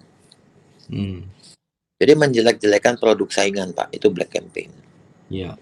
Tapi kita lihat sendiri berapa sekarang lagi rame banget di YouTube maupun di TikTok penyesalan orang-orang yang mualaf. Ada yang cuma seminggu, Pak, mualaf langsung keluar. Iya. Begitu dia dengar ini lebih detail. Enggak, ini enggak manusiawi. Terutama wanita. Iya. Karena wanita itu betul-betul malang nasibnya. Makanya pujangga dari Lebanon, aduh, aku tersanjung. Oh, tersanjung. Tersanjung saksofon. Ya, coba kita lihat yang di sana, kita balikin. Karena mereka cara memuji Tuhannya, cara menyembah Tuhannya, itu kan dengan ngaji. Coba sekarang dibalik. Kalau kita kan rame-rame kadang-kadang pas misalnya perayaan Natal atau apa, rame-rame bareng-bareng di sini bergantian menyanyi, bermain musik ya. Para apologet Kristen luar biasa, Pak. Coba mereka tuh juga dengan hal yang sama. Ketika misalnya apa halal bihalal gitu ya. Haram, Mereka Bu. mengaji. Haram. Ya Nyanyi kan? itu.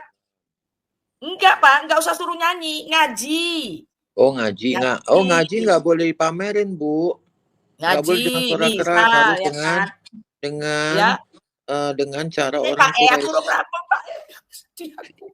Ya, iki misal ngono, Pak Oh, iya. Kan? Jadi Mbok Yo sama dengan kita gitu loh. Kita kan nyanyi-nyanyi ya kan, main musik. Mbok Yo mereka juga dengan hal yang sama. Ngaji, ya kan? Buka Al-Qur'annya, tausiah. Kan ayat ini artinya apa dan maknanya apa? Satu orang membacakan secara bergiliran, misalnya kayak tadarus. Ya kan, bulan puasa ada tadarus lah bareng-bareng. Kita pengen tahu seberapa paham mereka tentang Al-Quran, itu aja. Cara baca aja, gak usah paham ke jauh-jauh. Nah, masalah kan mereka ini kan gak bisa, Pak Kadurun sudah tobat. Mereka bilang, oh itu kan mazhabnya beda. Selalu itu alasannya. Padahal At-Tabari kan bilang, Al-Qurtubi kalau saya nggak salah, ngaji itu nggak boleh ditilawahkan. Satu. Tabari, Bu. At-Tabari ya. Ya. Itu tidak boleh dilakukan, tidak boleh ditilawahkan karena itu menyerupai orang Yahudi dan orang Kristen. Kan begitu, artinya bagindanya mengakui bahwa adat, istiadat atau tradisi tilawah itu bukan milik Islam. Itu satu. Kedua, perempuan mengaji, nggak usah kan mengaji ya. Perempuan itu ya ngobrol saja dengan laki-laki lain itu sudah haram itu. Maka dikatakan al-mar'atu aurat. Wanita itu adalah aurat. Jadi segala sesuatu yang berhubungan dengan perempuan itu semua aurat. Baik suara, baik penglihatan, semua itu aurat. Kalau untuk menjadi Islam yang kafah, yang kamil, suara itu aurat, ya kan? Itu kalau sisi perempuannya. Kita bicara sisi laki-lakinya aja lah, yang katanya mu'alaf, cerdas, yang katanya cerdas. Mbok iyo dengan standar yang sama gitu loh Pak Heri. Bu, mau tanya. Ya. Berarti ibu-ibu jilbaban yang belanja sama tukang sayur tuh dosa semua tuh, Bu. Oh iya. Oh iya, Pak.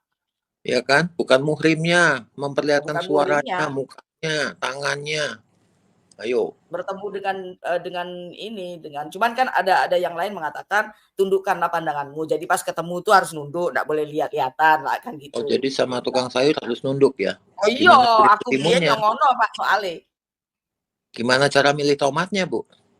Nah, tomatnya dipilih tapi tukang sayurnya enggak boleh disawang. Sing disawang tomatnya. Jadi tukang sayurnya suruh menghadap kemana? Ke belakang dulu ya, gitu. ngono. Repot wis pokoknya.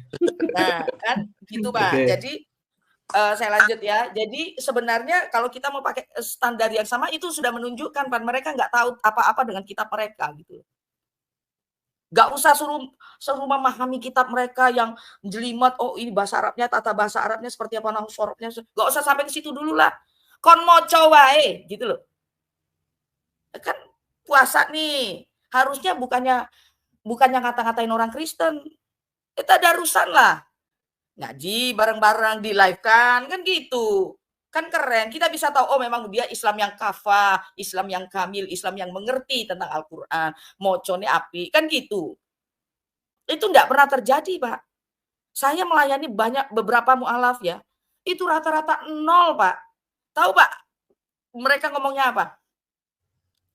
Ya pokoknya sami'na wa ata'na. Oh, coba, piye?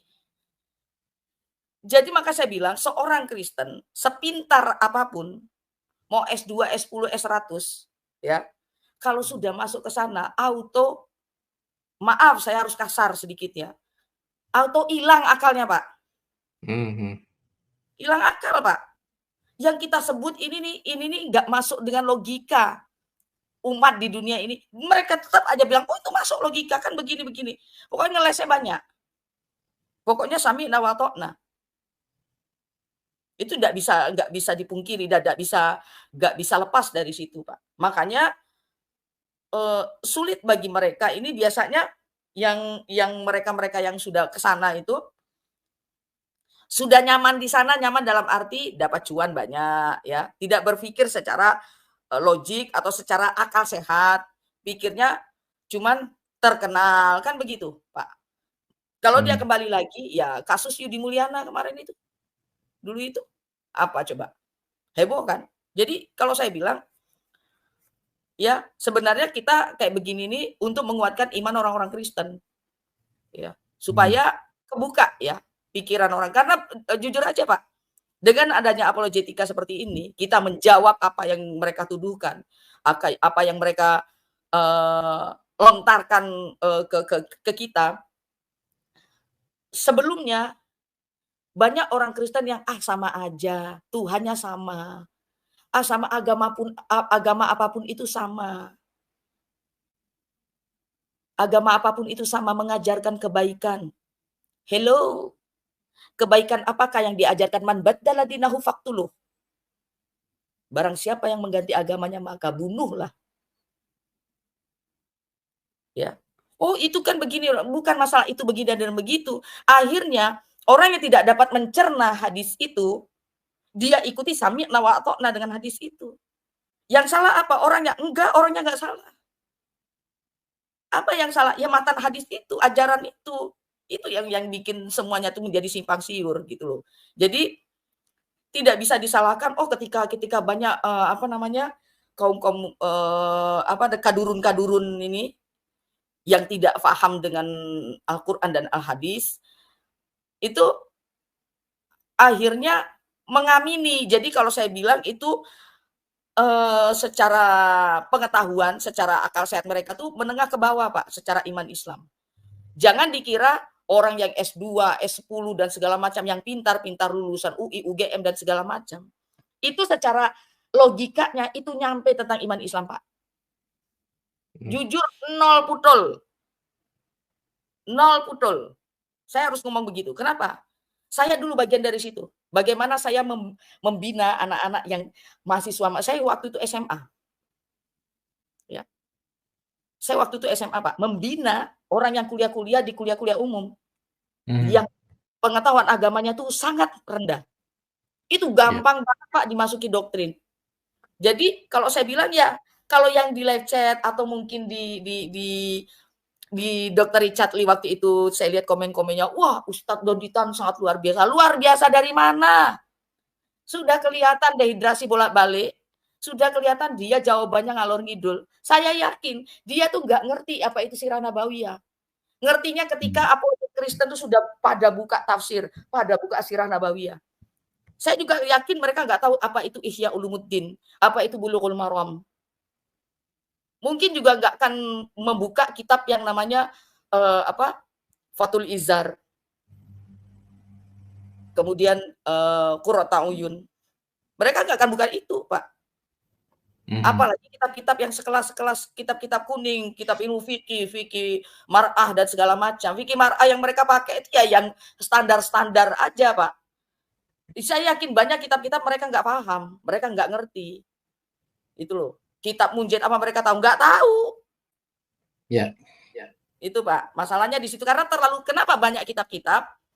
Karena bahasanya ini bahasa Arab yang tidak dimengerti orang Indonesia. Ya. Jadi diperbanyaklah kitab karena kedudukannya itu misal nih dalam satu ilmu fikih ya, dalam satu ilmu fikih tidak dijelaskan secara detail di dalam Al-Qur'an. kemudian di Al-Hadis juga menjelaskan tidak detail. Itulah jumhur ulama namanya, ijma para ulama itu tadi. Nah, dibikinkanlah buku-buku ya sejenis itu, Bulughul Maram dan segala macam, dan itu berpatokannya biasanya ke hadis, Pak, banyaknya.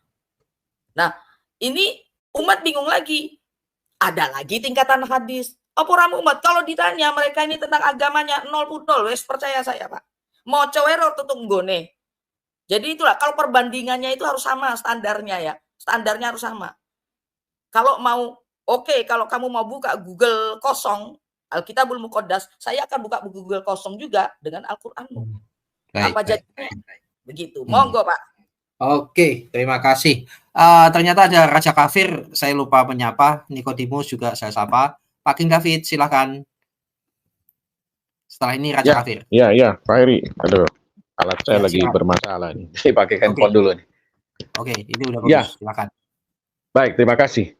Ya, tadi sudah banyak masukan dari teman-teman semua juga ya mengenai Donditan dan para begundal-begundalnya semua itu sama semua itu, Pak Heri. Mereka itu memang orang-orang yang merasa diri paling benar. Karena ya mereka memang dididik dari kecil seperti itu. Kemudian ketika mereka menyampaikan kepada orang lain yang memang dasar imannya tidak kokoh di dalam kekristenan, atau memang dulu juga mereka hanya KTP-nya doang yang Kristen, kemudian mereka punya sesuatu, ada tanda kutip ya, mungkin mereka mendapat janji-janji untuk mendapat hal-hal yang buat pribadi lah, entah itu uang, entah itu wanita, atau kedudukan, sehingga mereka tukar iman mereka dengan gampang. Lalu ketika mereka berpindah ke seberang, mereka mulai menghina. Karena mereka dibayar. Semakin mereka menghina, semakin mereka dibayar. Jadi mereka cari konten-konten yang membuat orang Kristen itu marah. Dengan kalimat-kalimat yang jorok, yang nggak pantas lah sebagai orang beriman gitu loh. Kalau dia menyatakan dia orang beragama, nggak pantas mengucapkan kalimat-kalimat yang menghina Tuhan orang lain. Contoh, Yesus itu mati digantung di tiang jemuran. Mana ada digantung di tiang jemuran? Yesus berkolor. Katanya nabimu juga. Katanya Isa adalah Yesus. Kok kamu menghina Yesus itu yang adalah Isa menurut kamu? Ini kan jelas standar janda. Standar janda. Benar. Kalau memang kau samakan Isa adalah Yesus, kenapa kau hina? Gitu loh. Kenapa kau menghina tentang Yesus itu? Ini jelas orang-orang yang nggak tahu diri lah. Di satu sisi sebentar dia bilang, ini Tuhan saya. Yesus kami hormati sampai kami kasih ruang, kasih ayat untuk Yesus. Bahkan nama Yesus katanya 25 kali disebut di dalam kitab mereka. Bahkan junjungan mereka hanya 4 kali katanya begitu. Saya nggak tahu benar apa enggak itu. Kan lucu Pak. Kok nabi utama yang dijunjung tinggi, yang katanya mendapat namanya sudah ada di arsi, bisa hanya 4 kali disebut. Yang dihina-hina, lahir di bawah pohon kurma, malah dihina. Pak King katanya David, menikah. Pak King David, supaya Bapak tidak dianggap mengedak brus, kita buktikan saudara, dunia informasi dan ilmu pengetahuan hanya sejauh jempol. Bener loh Pak, cuma 4 kali Pak. Nama Muhammad. Nah ini Pak, bisa dibaca Pak. Tuh, dalam Al-Quran penyebutan nama Muhammad hanya ditemukan dalam 4 saja, yaitu GS sekian. Kesemua ayat tersebut selalu dikaitkan secara langsung dengan sebutan Rasul kecuali GS Muhammad 47 tanda bagi 2 yang harus ditaati. Saudara-saudara, kalau dalam perspektif Kristen, kalau ada sesuatu yang diulang-ulang itu sangat penting sekali. Tetapi kalau pengulangannya hanya sedikit, bahkan cuma 1 kali, itu nggak penting. Tapi nggak tahu kalau di sana seperti itu. Tetapi kalau nama Isa lebih banyak kali ya Pak ya. Iya, Ya, katanya sampai bentar. 25 kali disebut. Kita buktikan saja, Pak. Ini saya tidak rekayasa. 25 kali, Pak. Betul ya? Ini betul 25 kali, Pak. Tidak Dalam salah kan? waktu 0,34 detik itu ketahuan langsung ketemu, Pak. Muhammad tadi dalam 32 detik. Muhammad 4 kali, Isa 25 kali. Dalam perspektif Alkitab, kalau yang tercatat di Alkitab itu atau suatu pengajaran diulang-ulang termasuk Yesus setelah disalibkan, mati, itu betul, tapi jangan berhenti di matinya, bangkit kembali selama 40 hari berulang-ulang berbicara tentang kerajaan Allah. Berarti itu sangat penting sekali, Pak. Iya, saya setuju, Pak.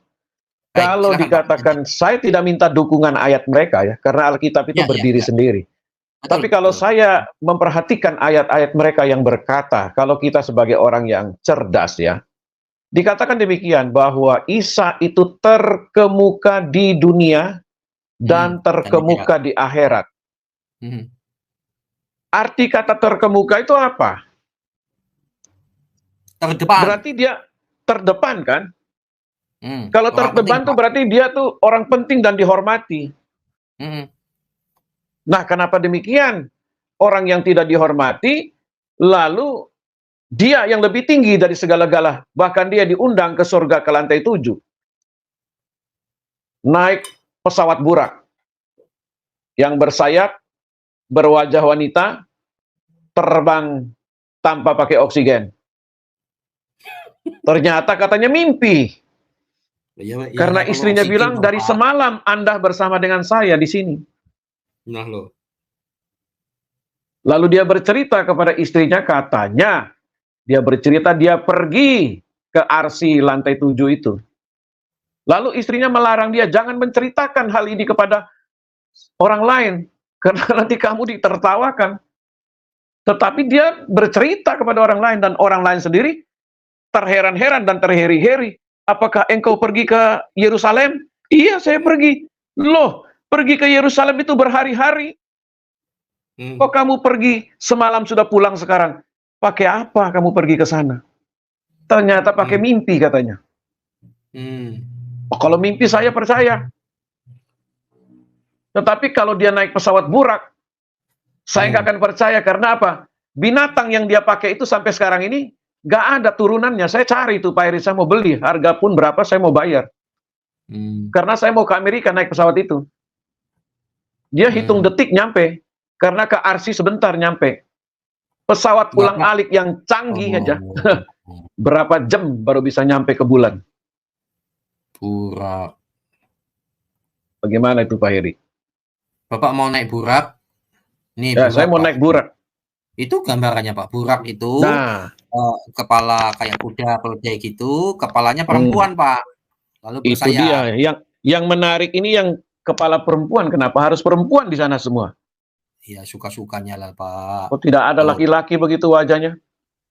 Oh, enggak. Merek kapal terbang nggak ada lagi Pak, merek burak. Oh, sudah bangkrut Pak? Ya. Tuh, mitologinya begitu Pak. Jadi saya cari itu Pak Heri, binatang ini apakah ada yang jual di Arab? Ternyata saya sudah cari browsing-browsing, nggak ada yang jual di sana. Bahkan orang Arab tanya saya, ada nggak kamu ketemu barang ini? Saya juga mau beli katanya. Oh begitu ya? Berarti barang ini mitologi dong. Dongeng dong. Betul nggak Pak Heri? Dongeng, karena saya belum pernah ketemu ada kuda bersayap berwajah wanita. Bisa parkir katanya di Al-Aqsa. Padahal saya sudah pergi ke Al-Aqsa, saya dengar orang sana berkata, oh tidak, dia nggak datang ke sini. Dia datang dekat-dekat sana. Dekat negara dia, nggak sampai ke sini. Oh, namanya apa? Jabariyah atau apa namanya itu Pak Heri? Saya lupa namanya itu. Seorang profesor yang bisa berbahasa Arab, ahli bahasa Arab berkata, dia nggak ke sini. Nggak datang ke sini, nggak datang ke Israel, nggak datang ke Yerusalem. Dia ke sono mau dekat masjidnya sana. Itu masjid terdekat sebenarnya, bukan terjauh. Dan itu ada dua profesor yang ngomong itu.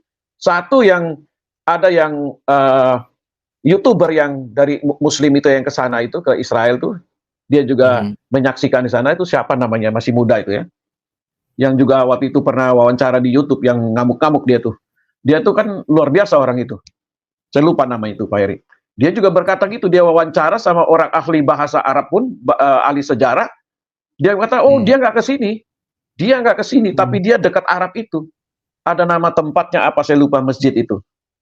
Nah, jadi bagaimana? Ini kan sejarah, mereka cerita sejarah.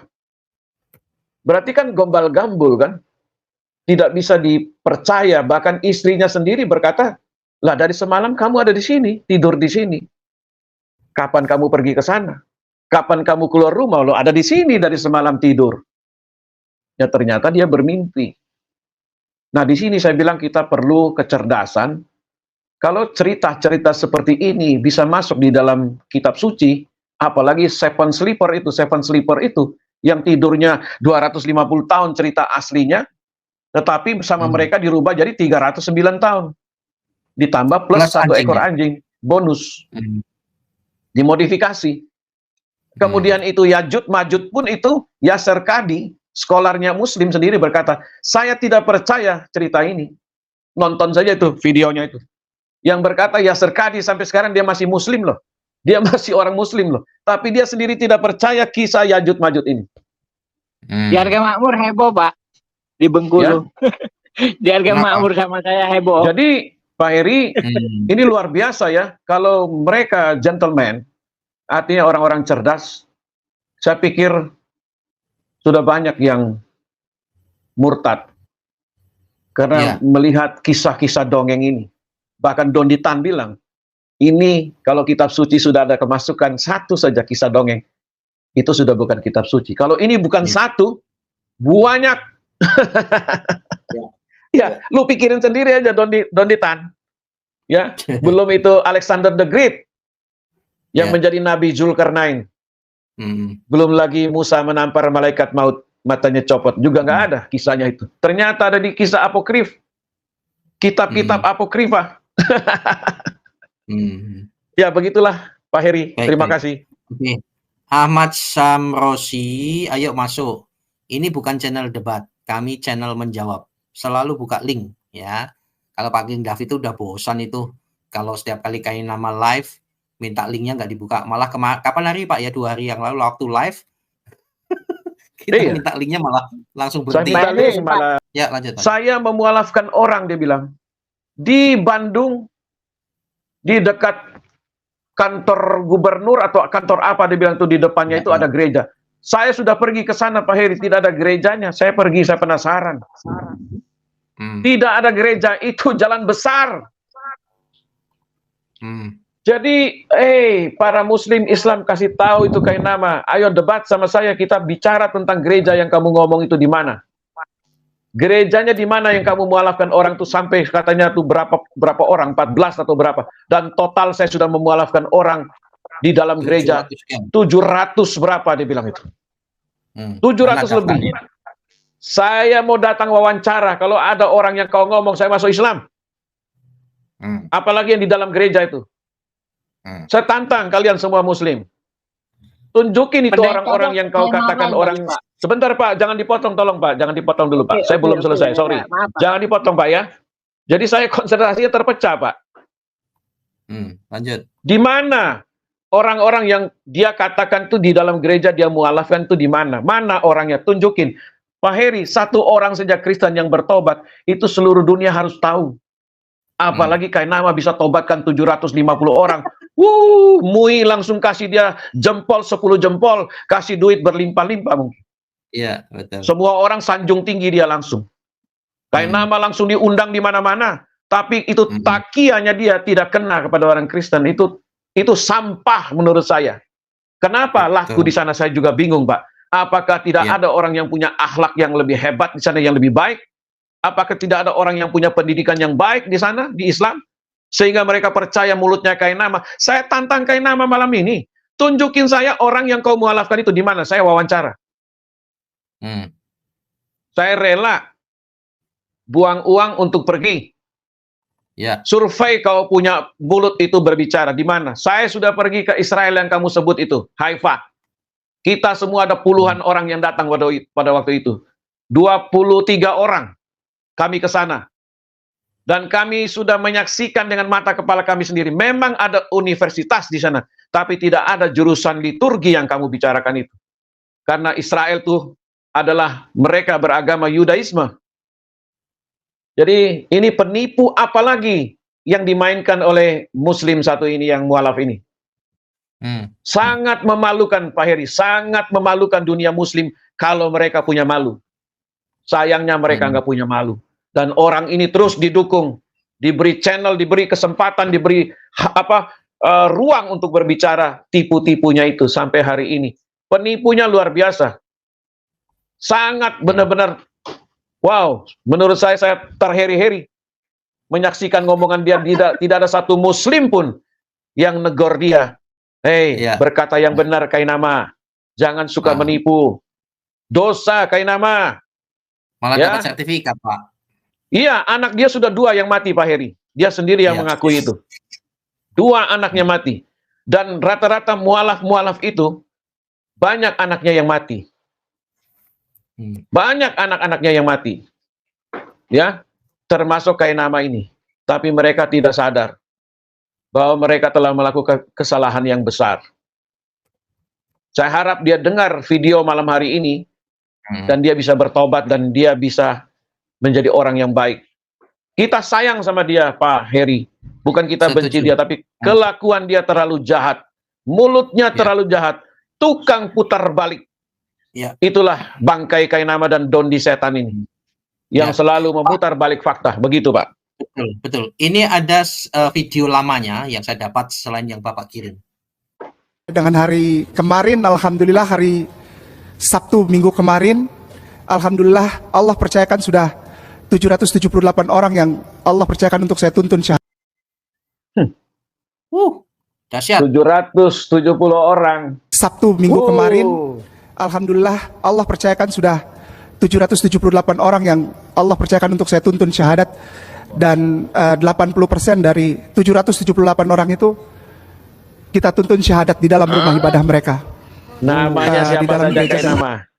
Namanya, coba namanya siapa saja? Warga mana? RT RW mana? Kita bisa ngecek. Betul. Ini di gereja dan katedral. Pak Heri. Ya. Kalau ada orang berbohong, itu bisa ketahuan kebohongannya kalau dia suruh ngulang, pasti beda. Tadi kan dia bilang 778. Terus yang kalimat berikutnya 178. Mana yang benar? Sejak tahun 2009 sampai dengan hari kemarin, alhamdulillah hari Sabtu minggu kemarin, alhamdulillah Allah percayakan sudah 778 orang yang Allah percayakan untuk saya tuntun syahadat. Dan 80% dari 778 orang itu kita tuntun syahadat di dalam rumah ibadah mereka. Di dalam gereja dan katedral. Dan 80% dari 778 orang itu kita tuntun syahadat di dalam rumah ibadah mereka. Di dalam gereja dan katedral. Jadi artinya dalam artian pernah juga berdakwah di gereja-gereja gitu berarti? Sebelumnya saya berdakwahnya di gereja. Di gereja ya? Iya. Artinya setelah masuk. Iya. Pertanyaan saya, gereja mana yang tolol ngundang manusia satu ini? Dakwahnya di gereja. Katedral loh, Pak Heri. Katedral gitu loh. Iya, katedral lagi. Katolik. Katedral lalu loh. ada Coba. orang Islam congornya penipu begini di katedral. Bagaimana kau bisa sadarkan orang di katedral? Katedral itu, gereja Katolik itu super ketat. Hei, bangkai, saya pernah sekolah di Katolik. Jangan penipu lo. Ya. Itu penipu, super penipu itu, Pak Heri. Pak, kalau dia memang sudah nama itu penipu. Penipu Pak King David. Suruh penipu itu penipu. Soalnya Pak King Pak. Lanjut, Pak.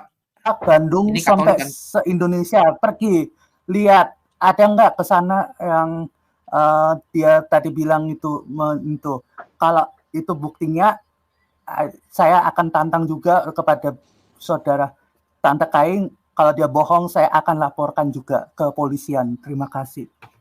Dia sudah Pak, pembohongan publik. Sudah pembohongan publik.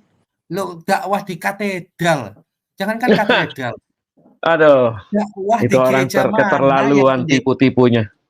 Pak, gereja mana atau sinode mana yang kecuali kata tolol ya, setolol mana yang ngundang manusia ini Pak, bangkai satu ini.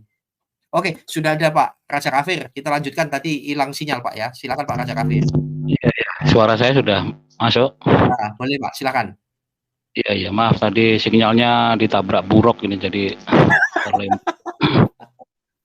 Oh ya, buruk bersayap. Buruk nggak tahu diri. Iya. Pokoknya tugas kita itu menyapu sampah ya. Kita senang malah. Saya kain nama ini juga ya. Kita sapu sampah-sampah itu. Dan setelah kita sapu, itu menabok sendiri caranya. Terbongkar semua. Nah, jadi seperti tadi ya, si Bancai tadi, wah, kamu kan nyolong kitabnya Yahudi ya toh. Yesus gondrong, hanya itu aja ilmunya si Bancai, kelas marbot. Nah, memang kekristenan itu tidak terlepas ya, iman kekristenan dari Yahudi ya.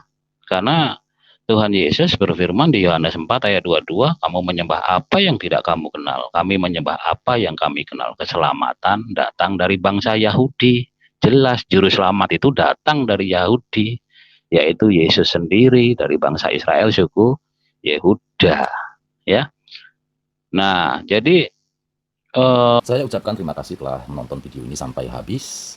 Dukung terus channel Hati yang Gembira dengan cara like, komen, dan subscribe. Tuhan Yesus Kristus memberkati kita semua. Amin.